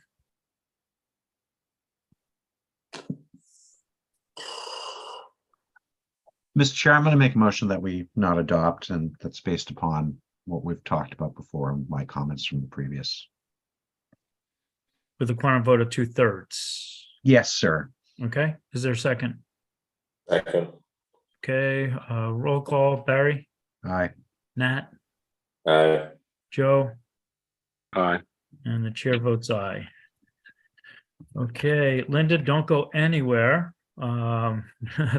You're on the hot seat. Article 57, go ahead. 57. I believe the staff recommended approval here.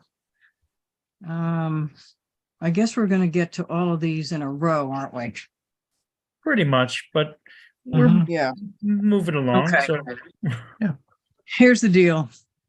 All three of these sort of go in that direction where chaos is reigning for the ZBA. I mean, not the ZBA, the building commissioner, the building department.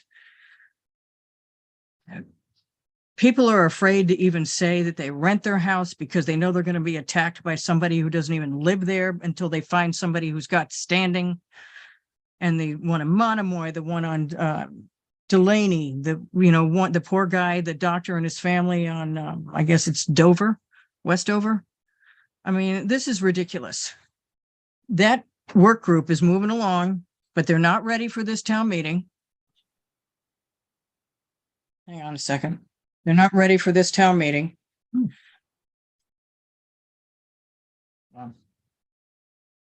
This is just an overview of these articles. They're not ready for town meeting. They may be ready by the thing in the fall, but that's not going to stop these people from going after their neighbors for renting their house. And it could be 1 week a year they rent their house, who knows?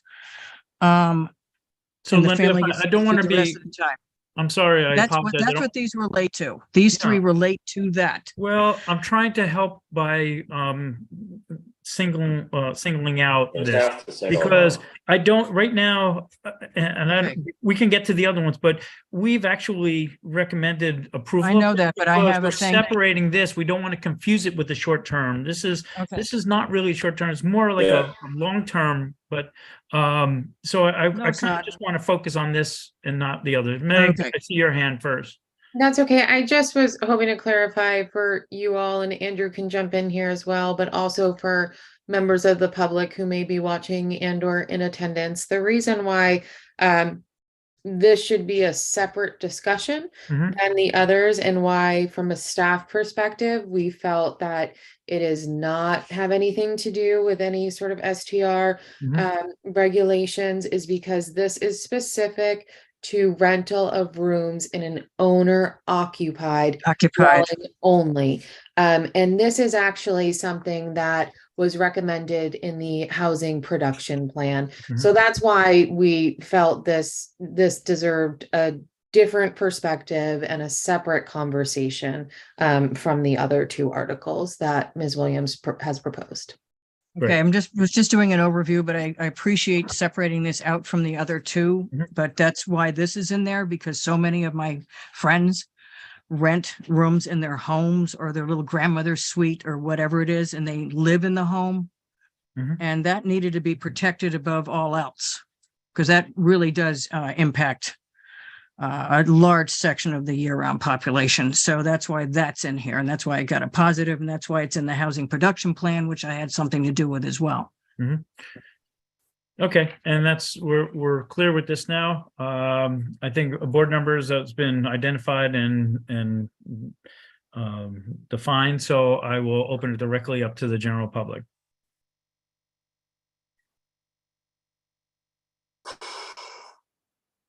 We have Ann Dewez with her hand raised. Okay, Ann, you're back. Yes, please. Yes, hi. I just wanted to make the point that in terms of looking at this article, it does seem logical to lump it with the other two.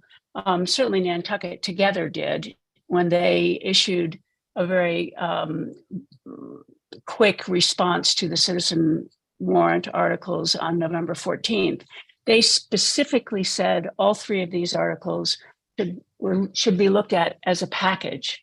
I certainly appreciate the fact that the first one has other constituents that are associated with it. But I do want to make it very clear that many people think this is a package of STR regulations, and let's not try to hide behind anything else. Thank you. Thank you, Ann. And just from my own point of view, I don't think it's a short term. When you're renting a house to a room for a year-round employee, and it's 12 months out of the year, and it's not for a week, it's not Airbnb, it's not. This is kind of falling under that, as Meg and Lynn described the housing production plan. It is, to me, it is clearly opposite, and it doesn't matter what group will put and group something together. That we don't all have to agree with how they group things, and this was one in particular I think should be individually discussed, and I think it's separate from the others. So with that, I'll hear any other board members.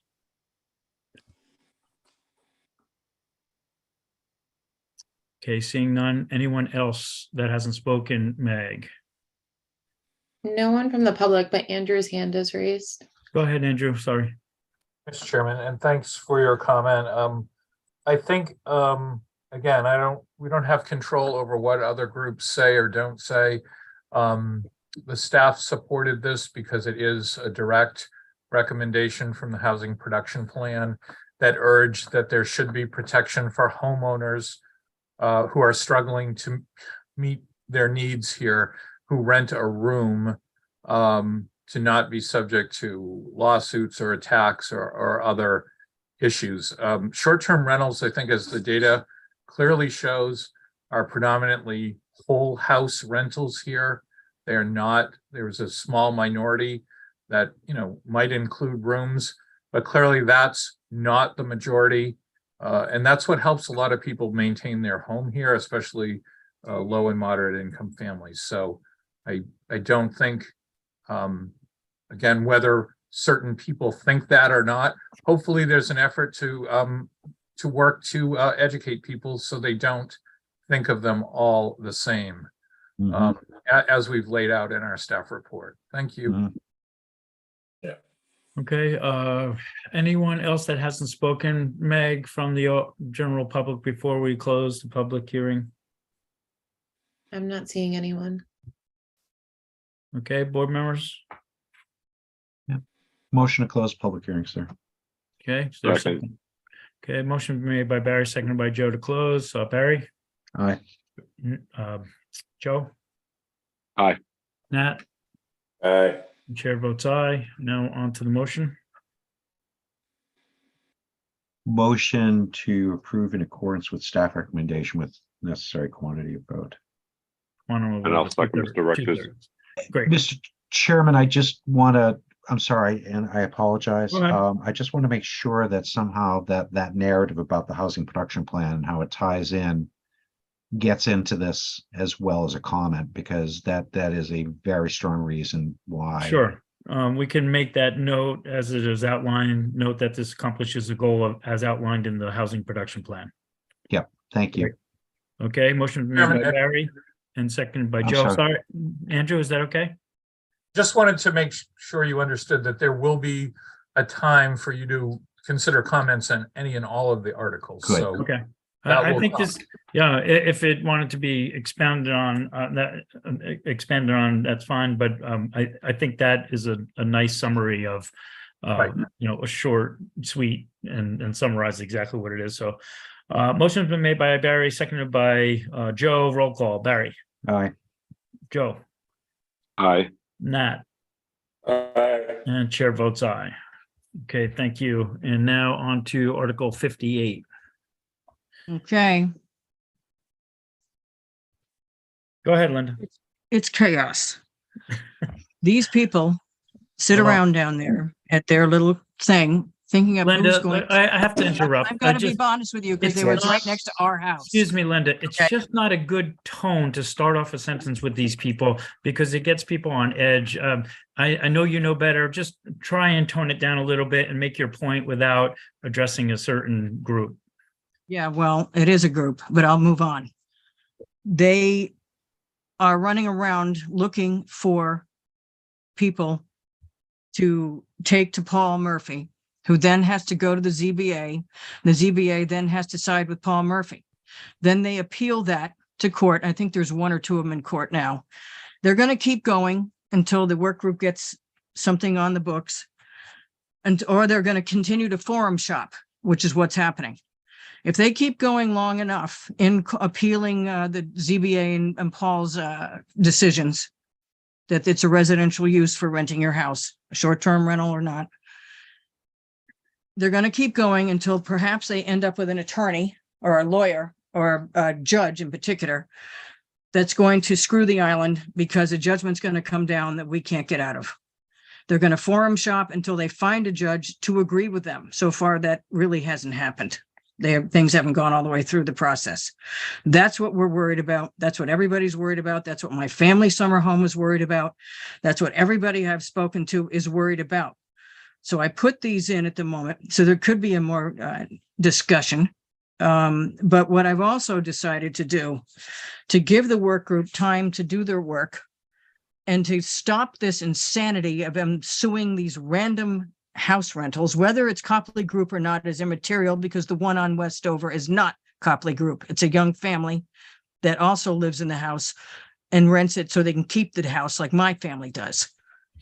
What the issue is I'm going to put a sunset date on it of September 1st 2024, which gives at least 2 town meetings for the group to get together, even if they don't have it ready for the special, but they would have it ready for next May of 2024. It also gives the Attorney General time to sign off on it. Usually it happens before September 1st. And we've done these these zoning articles before where there are sunset dates on things that are in process of being worked on, or there's some other reason, like on Pulpus Road where the zoning changed after 2 years. So that's my proposal, is that these go forward with a sunset date of September 1st, 2024, and that'll stop all of these people suing these individuals. And I'm saying that they're not all Copley Group. Now, that's going to be something that the work group has to work on, about these entities that own multiples and don't have any tie to Nantucket other than the fact that they own a multiple. And frankly, that's probably 1% of the people that rent their homes here, and probably 1% where there's a complaint. And I think that was a lot of that complaint issue was taken care of in large part by the warrant article that passed last year, which is what I believe 39. So there is a complaint process. You don't get your license if there's multiple complaints. All that stuff can be worked out through that one. This is to stop this endless trying to sue people and having to go through Paul Murphy again and the zoning board again, and then court appeals. It's got to stop, which takes some of the pressure off the work group so they can actually come up with something that makes sense. And I'm not adverse to them coming up with something that actually makes sense. But in the meantime, this has to stop, which is why I think we need to put these through. And I know there's a lot of support in the public about this already. People have called me, they texted me, and it would certainly stop this for another 18 months until the work group can put something in. If the work group obviously puts something in either in the fall or in next year, next May, then it goes away because it supersedes them. But I think we have to bite the bullet here. The planning board has to bite the bullet and protect everybody until the work group can get done, because they feel like they're under a lot of pressure. They just don't have their act together yet. One of the members of that work group, unbelievable, has all gone ahead and filed something through another entity, another person, that's worse than the ones that came through town meeting last year. So if this one passes, it's not just my family that's screwed, it's an awful lot of local people that are screwed. People don't really know how to read what's been put in by Emily Kilbert, but they need to read it because it is far worse than anything that was put in before. So to stop that and stop this incessant attack of people like that doctor's family on Westover, we need to put this in with a sunset date, which should be palatable to give that work group time to do their work. So that's my spiel on both of these, and they both have something to do with the same thing. Thank you. Board members? Barry? Yeah, thank you. Linda, I hear you. I feel your pain. But you two have sat on the other side of the table when we've dealt with those things, and the wheels of government do move somewhat slow at times. I would dare say at this point, the SCR work group is well aware of the pressure and the deadlines to produce. And I have a high degree of confidence in them that they will indeed be successful for a special town meeting. I don't think they put that message out there lightly in any way, shape, or form. And anything, at least in my book, and I did this with the last article that came up that addressed this. As one board member, I want to be consistent here. And the consistency is to let this work group go from beginning to end and make happen what has to happen. And like I said, and by doing that as well, I think for me, and hopefully this board, it sends a very clear message to them as well. We want you, we want to give you full authority here, and we are fully expecting that you're going to be ready for a special town meeting. If they're not ready by a special town meeting, then I think there's going to be a litany of things occurring at this point, and it will turn into the Wild West. So I again, like I said, with all due respect, and I hear you on all these issues, it's one board member. I am going to remain faithful to that effort as I did with the other article that came through. It's not going to Thank stop you. everybody from getting sued. That's the problem. Linda, there are risks to everything at this point. Everything has certain risk behind it. And so, like I said, I just, I don't want to go back and forth with you. I really don't. But like I said, I think there's such a short window between these two things happening. And I just like with the ZBA and some of these other things, I want to be respectful of those boards and their process to be able to get there. And there's another one I can think of too, where I've got other people just trying to push into all the wrong directions. And yet everyone's trying to move ahead on the right direction. So thank you. Nat? Thank you, John. Andrew, I'm going to ask you a question. If it's okay. Linda's right about this. This is a very, we had to vote 10 years ago to make it legal to rent your house. The whole audience at town meeting would have wondered why we were even there. Would have been unanimous. It might not have even been called. But here we are, 2023. I think, does it make any sense to, because of the competing article it is worse, that she's right about that too, but to be consistent, as Barry's saying, and that's where we are. What about having John Giorgio give some sort of an opinion of a sunset? Does that make any sense, or is that something we don't even need to go that far because you already know the answer? I'm just curious also too where the 9/21/24 is coming from. Does that has to do with? It has something to do with something specific. So I missed that she's talking about. Which one? Linda, I'm asking Andrew, please. Yeah. I thought you're asking me. No, So- I'm asking Andrew, please. A motion by a planning board can specify a sunset date or a deferred start date. You can work that into. Like we did with the pool article. Right. I remember.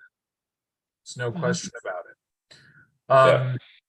And this is, it's a matter of choice here. And I think we laid that out in the staff recommendation. But I think we member who serves on that short-term work group here tonight. And there has been a direction from the board to let this group finish their work. Actually, our staff member, Megan, has been spending a lot of time on that group. So,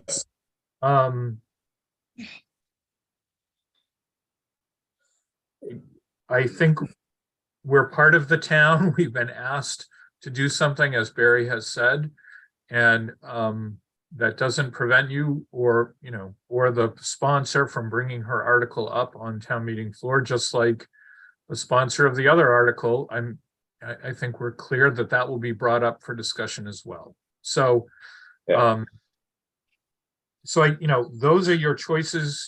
This is really policy level discussion at this point, and you all have to make a decision. So.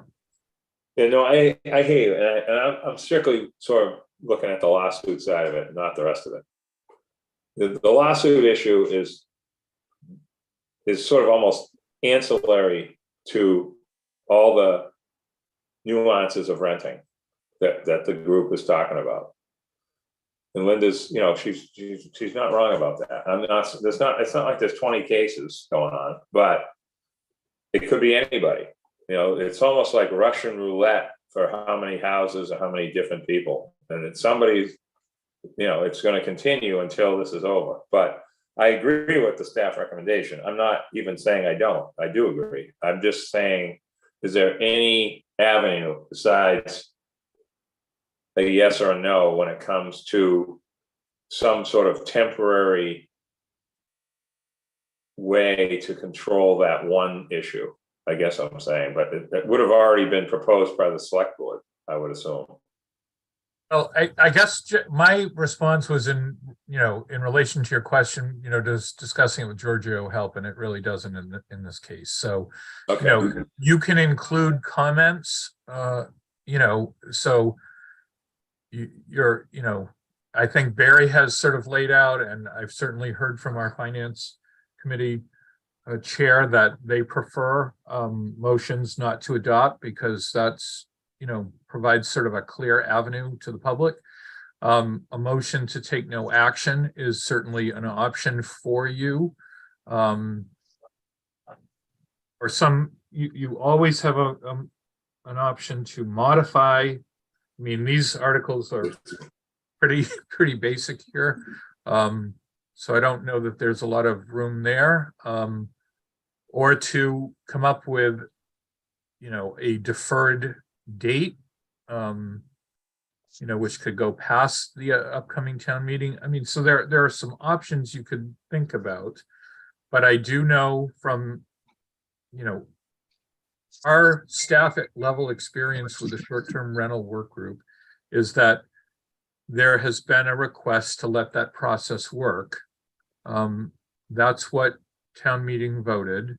And I know it's frustrating and it's taking a long time. Megan knows more about that than anybody.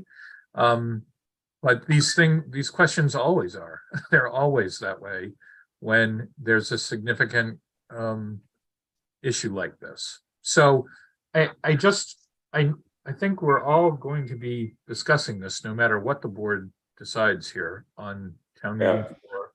Just like we're going to be discussing probably the other article. The town has said they would rather not discuss this until we get to the special town meeting and have a uniform, I guess a broader discussion at that point. So.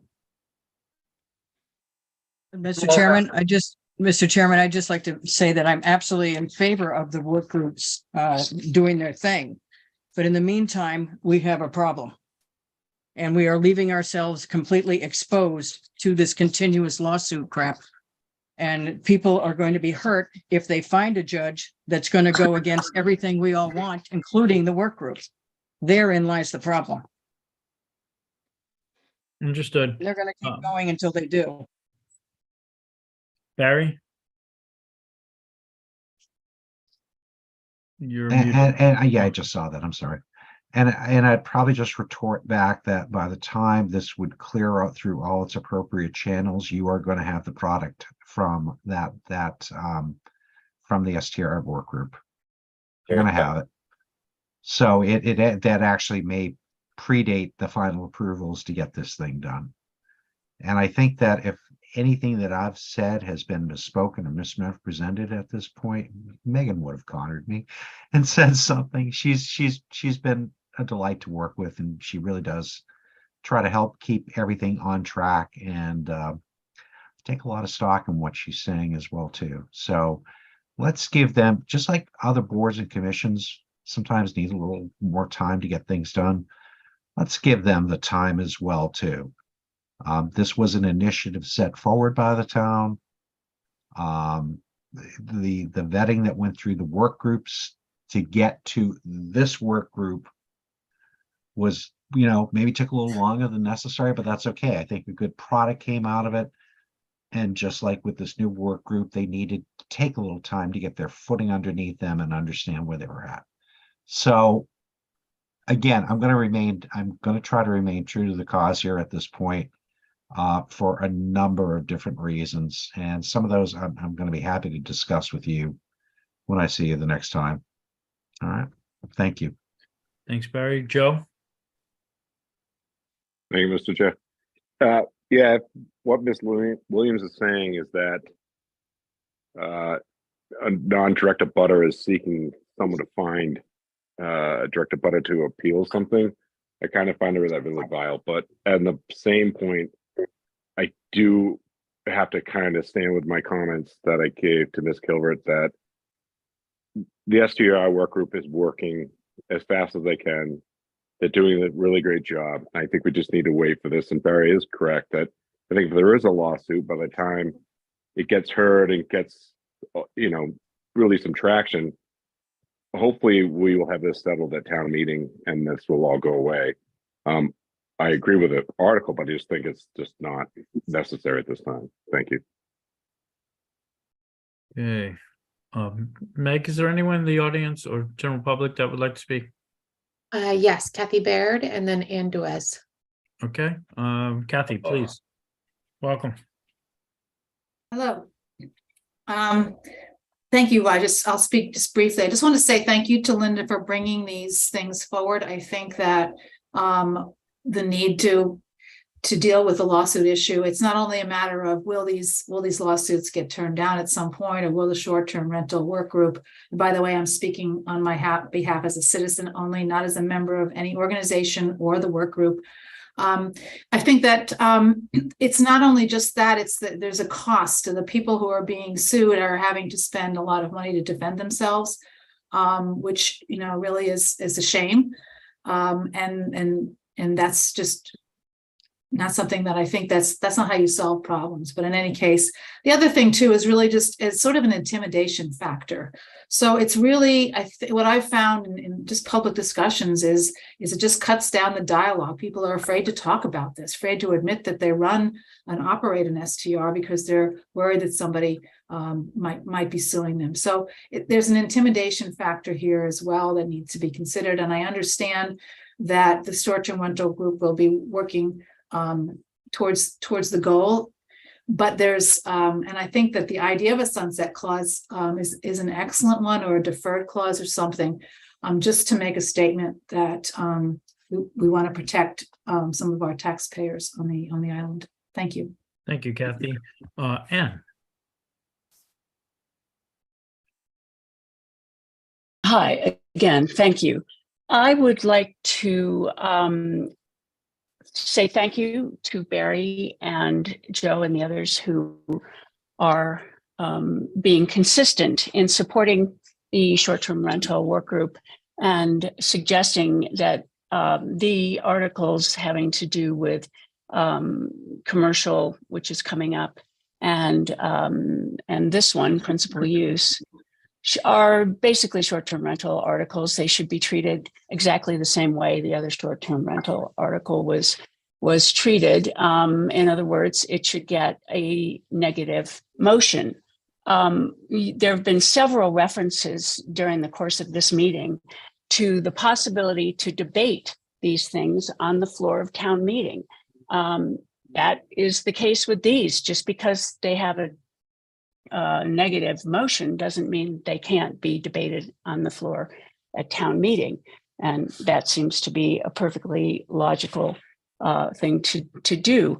I also would like to point out that if we have these two articles, which are in many respects tantamount to Article 42, ostensibly to forestall lawsuits, it also opens up a window of opportunity to people who would like to jump in and do the kind of development that so many of us are viscerally opposed to.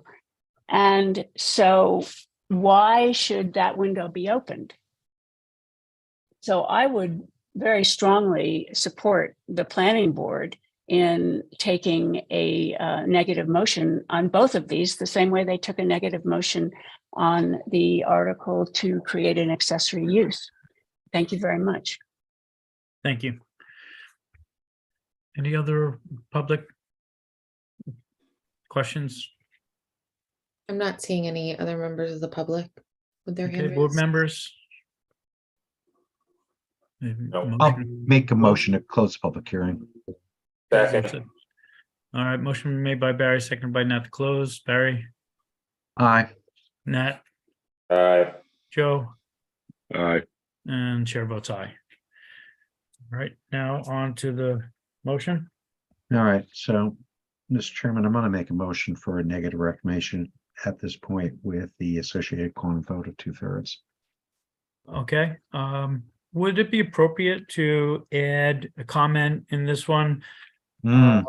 Stating, that there is a short-term work group go ahead, you found one. Go ahead, you're on track with me at this Okay. point, but we need to do that consistently for anything that has to do with STRs. Right. Yeah, so, Agreed. I just don't want to make a false, or have somebody, there's a reason why we're doing this. There's a reason why Right. we're doing a negative vote. It's because there's a process taking place, and we voted on this at annual town meeting, and we want to let the process see its way through. Well, I know staff is always great at that verbiage, as long as we kind of give them the tone, flavor, and feel of it at this Right. point. So I'm sorry to digress off the motion. But I do agree with you 100%. Okay, and we'll leave that up to staff to put the comment as needed. Okay. Barry, is there a just second? a clarification on the motion. You said a negative recommendation, which is Not to Motion adopt. motion not okay, to I was gonna adopt. say that's Sorry. inconsistent Yeah. with your I'm prior, so so sorry. thank you. Yeah. And it was with the quantum vote of 2/3. Yes. Great. Okay, and staff comment. All right, is there a second? Was that you, Nat, that second? No. Oh, is there a second? It was Joe. Joe, okay. Joe. Just clearing that up. All right, roll call. Barry, Aye. Joe, Aye. Nat, Aye. and chair votes aye. Thank you very much. Moving on to Article 60. 60. 60. I All right. pretty much already said my spiel. I know where you're going to go Mhm. with this, but I just have to correct the record on one thing. Mhm. Mr. Wees said Wes, that, I don't care. They said that, well, we do. For the not record. adopting this would, or adopting this would make all the people who want to buy a house to rent it charge into the break. What is going to actually happen now?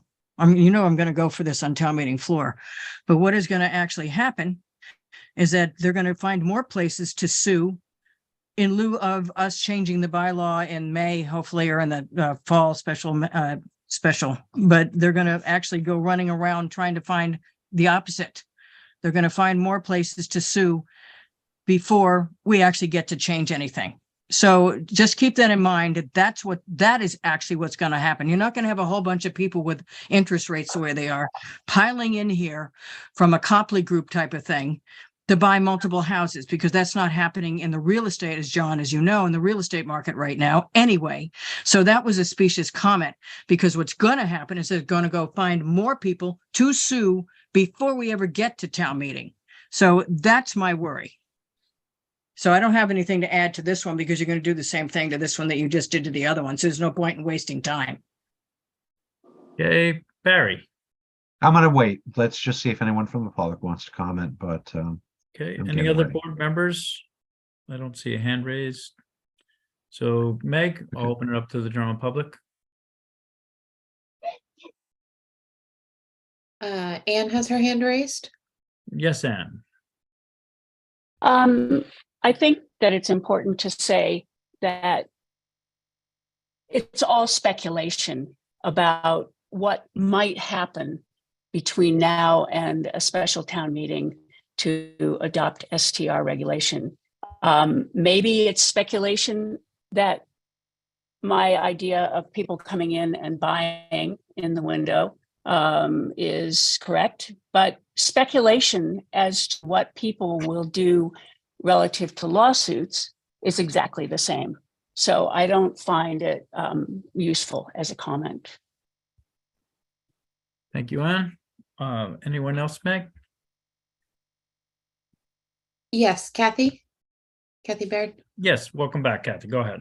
Hi, just quickly. I mean, the door is not being opened by something like Linda's proposing. The door is already open. So and this would put a sunset clause on it. So that's my only thought there. Thank you. Thank you, Kathy. Boy. We're our own worst enemy. Yep. Mhm. Matt, are you breathing just to get ready? No, to I'm speak? just audible sighing, John. It's been a while. All right. It's, we all know what's going on. We just can't. We're stuck. Yeah.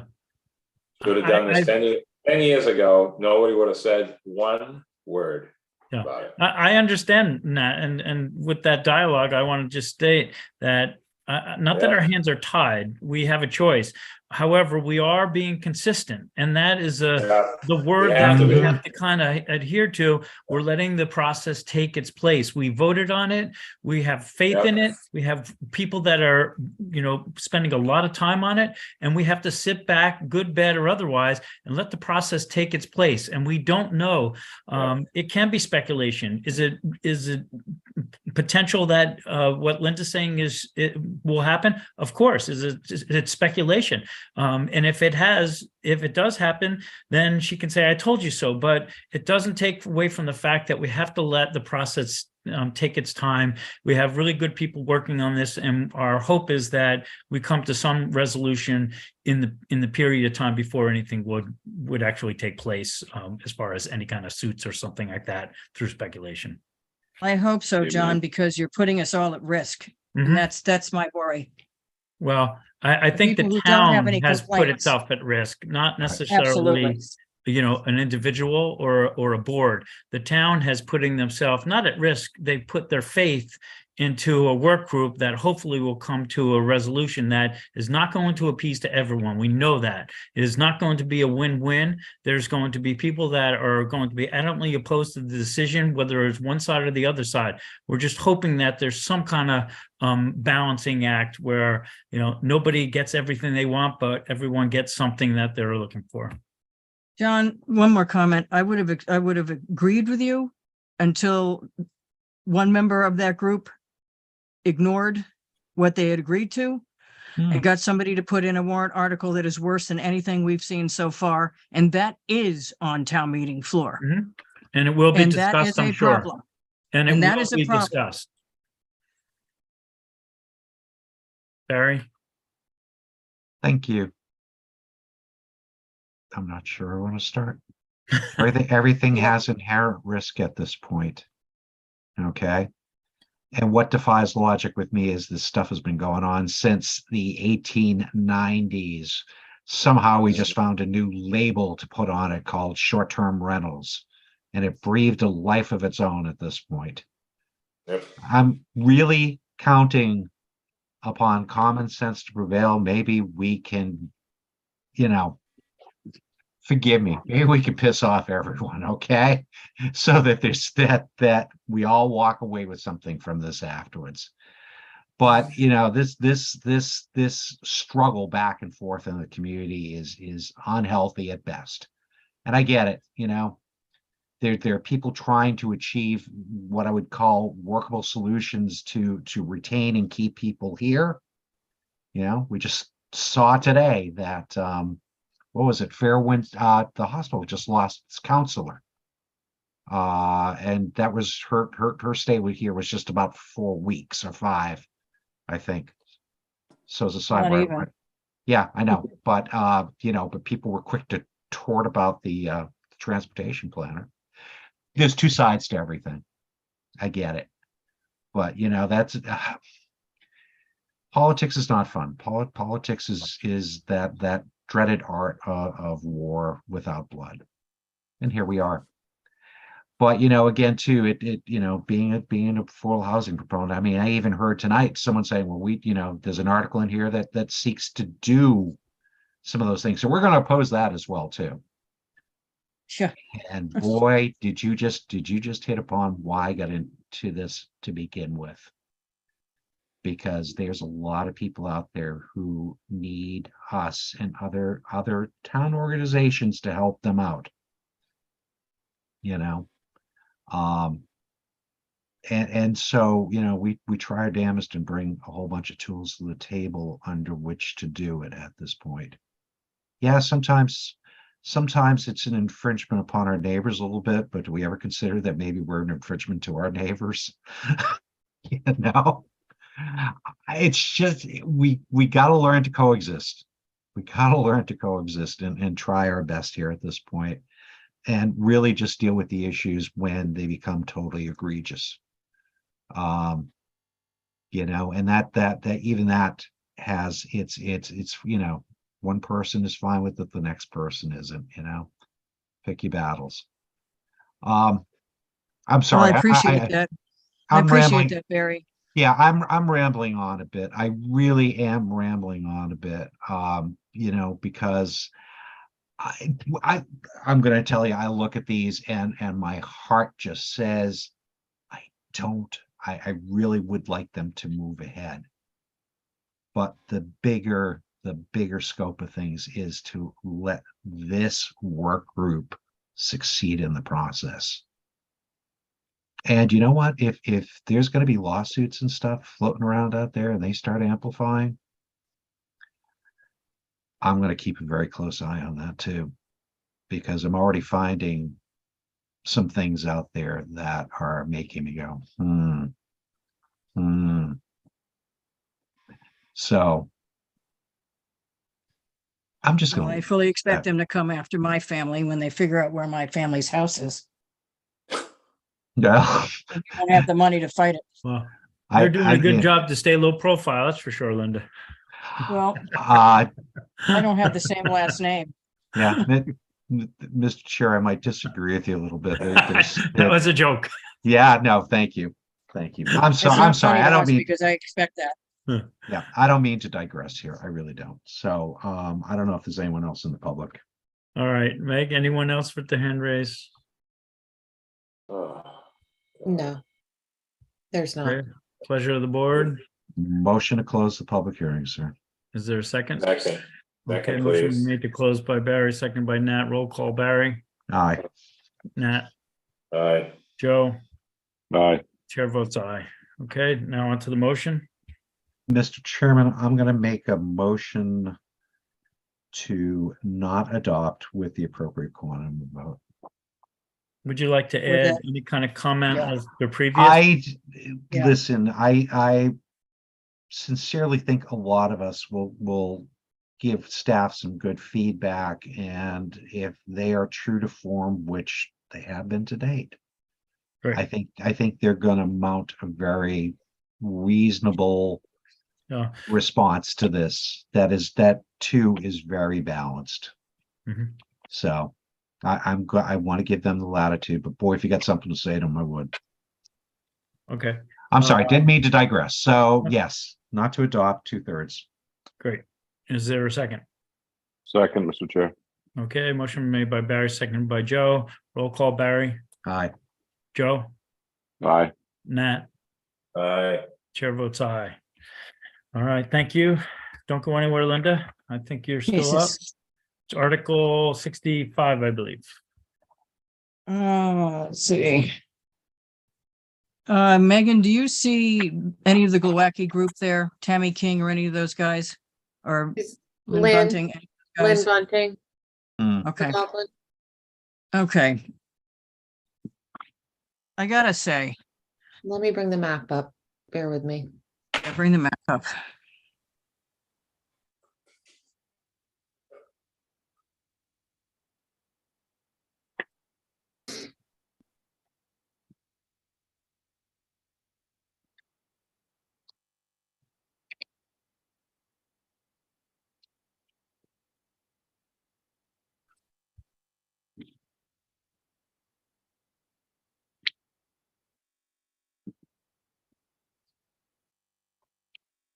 There we go. Okay.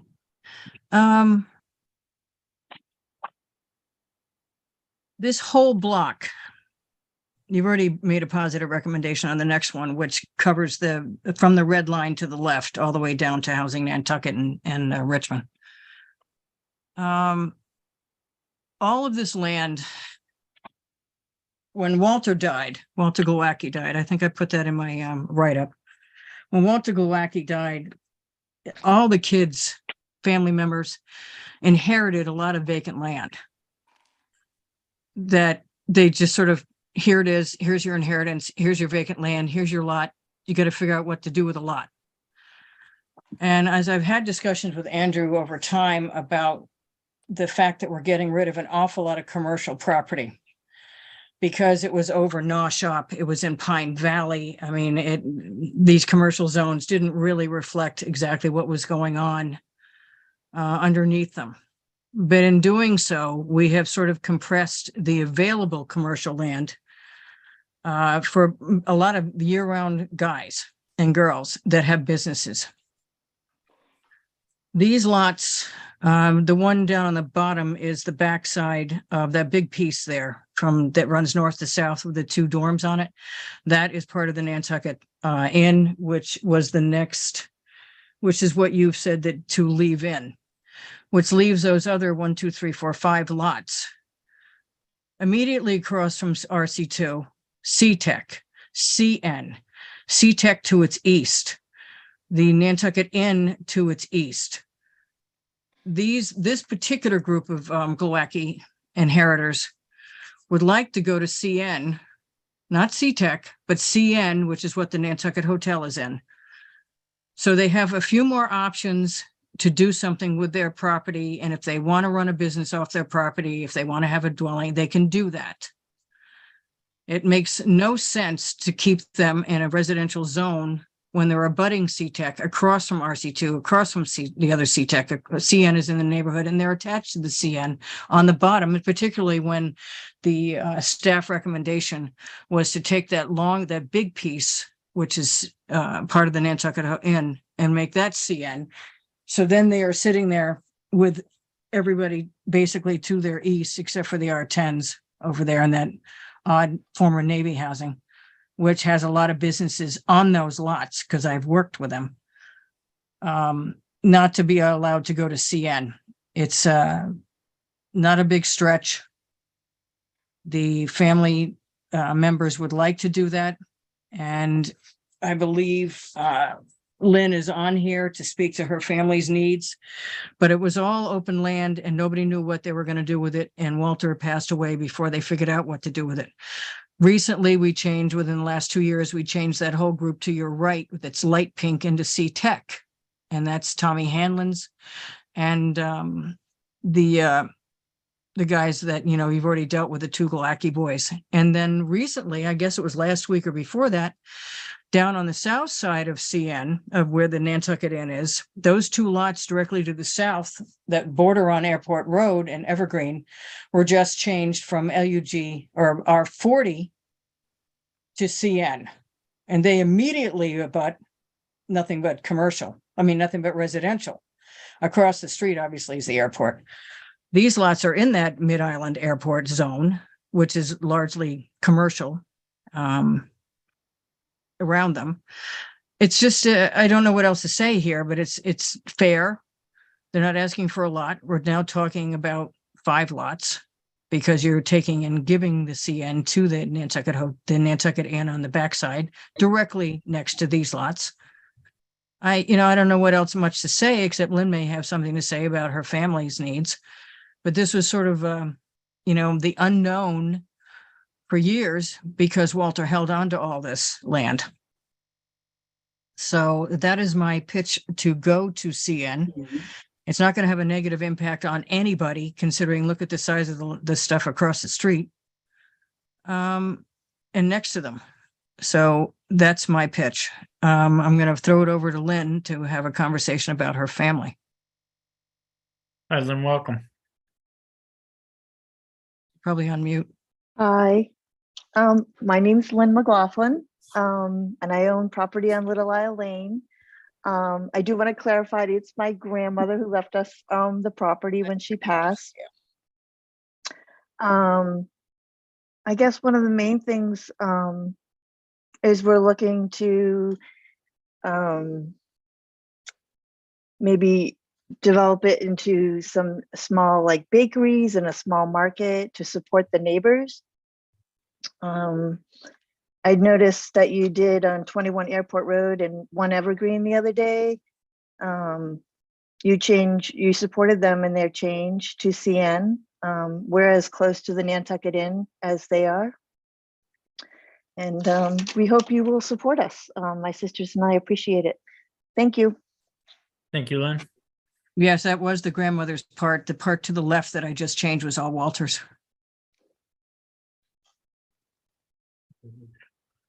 I don't see any hands raised from the board, so I'll rely on you. Anybody from the general public? Andrew has had his hand raised for Oh. quite some time. Andrew, I don't see your hand, but sorry. Go ahead. See my hand? Oh, it's there. All right. Oh, yeah, it's huge up there in the left corner. Lucky knows how to do it. It almost hit me. Ian, could you put the map up, please? I just want to make sure that You know what we're doing. Yeah. there was some, that you know what, There yeah, it is. yeah. So, okay, first of all, Linda, when you said the area completely to the left of the East. red line, that's not true. The line of your other article basically follows Miller's. where there's the building. So basically, the line that's recommended in Article 66 leaves a grouping of existing properties still in R20. Yep. See what I was talking about? So basically, if you see the R40, the long linear thing, and you draw the red line up, and Megan, do you have that article handy so we can understand? Yeah, it's the it? previous article to this one. No, it's the next one. The next one. It's the next one. 66. Yeah, it's the next one. That one. So just to be clear, there's a group of homes that still are in R20 in the middle of this, okay? So that needs to be clear. The addition of the part of the Nantucket Inn, that's currently what's called a split lot. So half of it's in CN, the other half is in a different district. And that's something that we work to get rid of. That is nothing but confusion. And again, it's one use, again, split by two zoning districts. So we do support at least extending that. So we have one property, which in this case, as you know, is a multiple huge inn here. Said that, I mean, the zoning hasn't changed yet, but we did recommend the extension of CN to cover the two lots, one that already has commercial use on it, which is the car place there across from the airport entrance, and one that they're in discussions about moving the animal hospital to. Yeah, So, Valero's. right.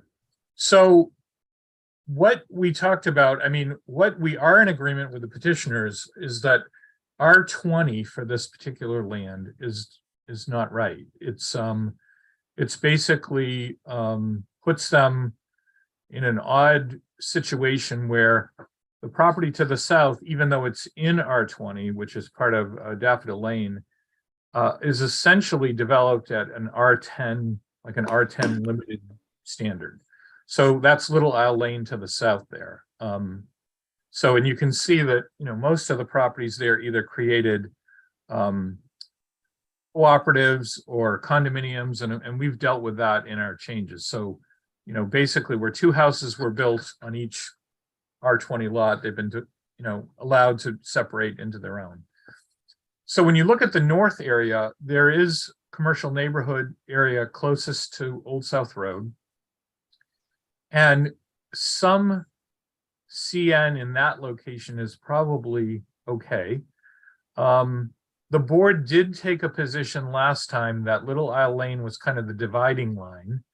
And again, that can be changed by the board, but the discussion at the time was that, you know, when we went and did the CTEC rezoning, that was sort of holding the line for the commercial zoning. So, and CTEC is different than CN. CTEC is a 10,000 square foot minimum zone. It allows, again, we talked about this earlier, where you can have individual homes, you can have homes and businesses, and, you know, there's development of the commercial. There's no question that there is demand for that type of commercial use, that we saw the kind of immediate development of the corner there at Old South Road and Airport by, entities, landscapers and other things that are utilizing that land. And even though it didn't start out so good, it's kind of healing with some plantings and other things. So the board made that, at least, and we discussed this. I discussed this with them, and this is the article that they wanted to move forward with. But there is a lot of property here that would go into CN. When, we looked at zoning of this particular area, we created a node closer to Macy's Lane, which is why you see CN there and why you see CMI there. Putting large parcels into CN is a little bit different than what we had recommended in the master plan, because some of these parcels could be joined. It could be, an all commercial type. It's not the smaller individual lots that you see to that north area of Old South Road. So, again, the R20 is not a good zoning district for this particular area.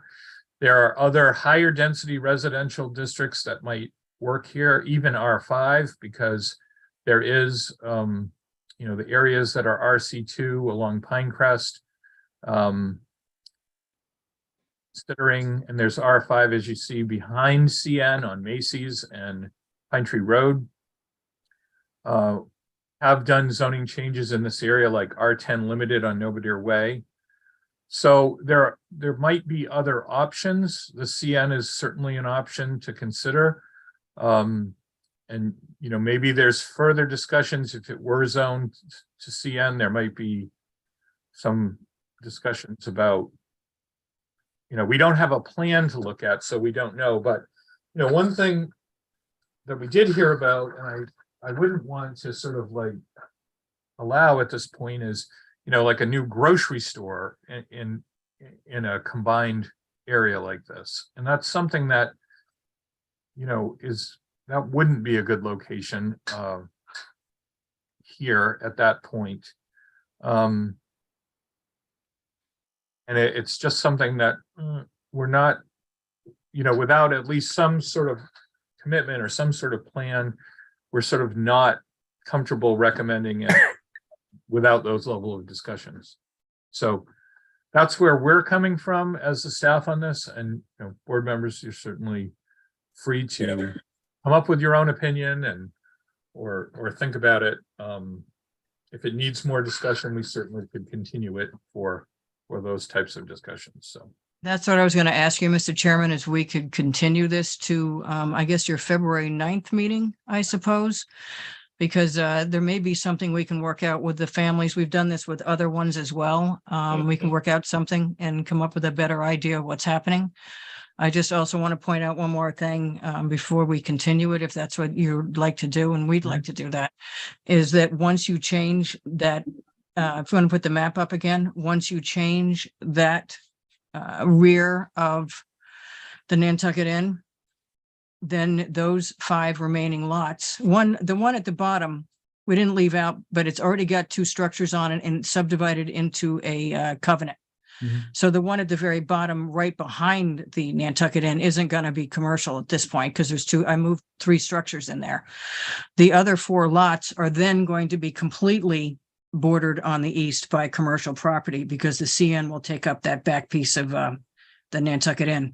So completely bordered. And he's right. The R20 just doesn't work because beyond that, it's going to be R10. And then we've got these guys. So there maybe is something we can work out between now and February 9th is that's your pleasure. Well, unless the other board members have any other ideas, that would be my suggestion. Yeah. Yeah, we're sort of like planning the last pieces of open land. And thank God locals still own it, but we got to get it right. And we're sort of helping them. That's what Andrew has basically just said. Helping them fix something that isn't right, but what is right.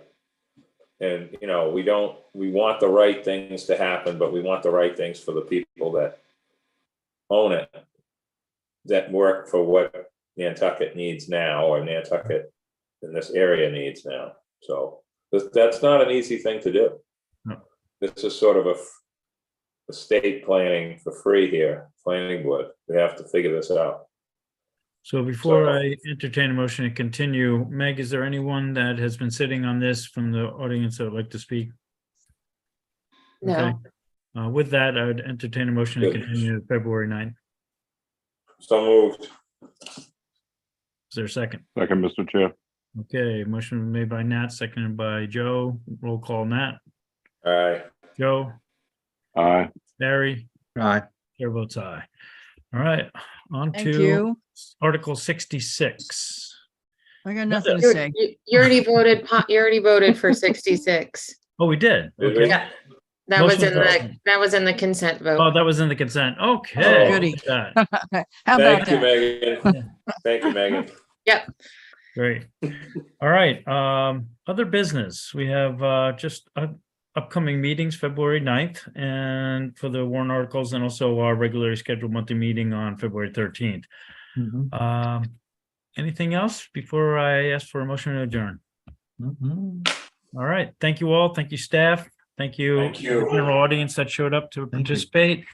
We do appreciate it. Might not always disagree, but we like the comments. So I would entertain a motion. Thank you. Oh, motion to adjourn. Is there a second? Second. Okay, roll call. Nat, Aye. Harry, Aye. Joe, Aye. chair votes aye. Thank you all and have a good night. Thank you, Good you night, too. Thank you. Good night. Thanks, everyone. Take care, everyone.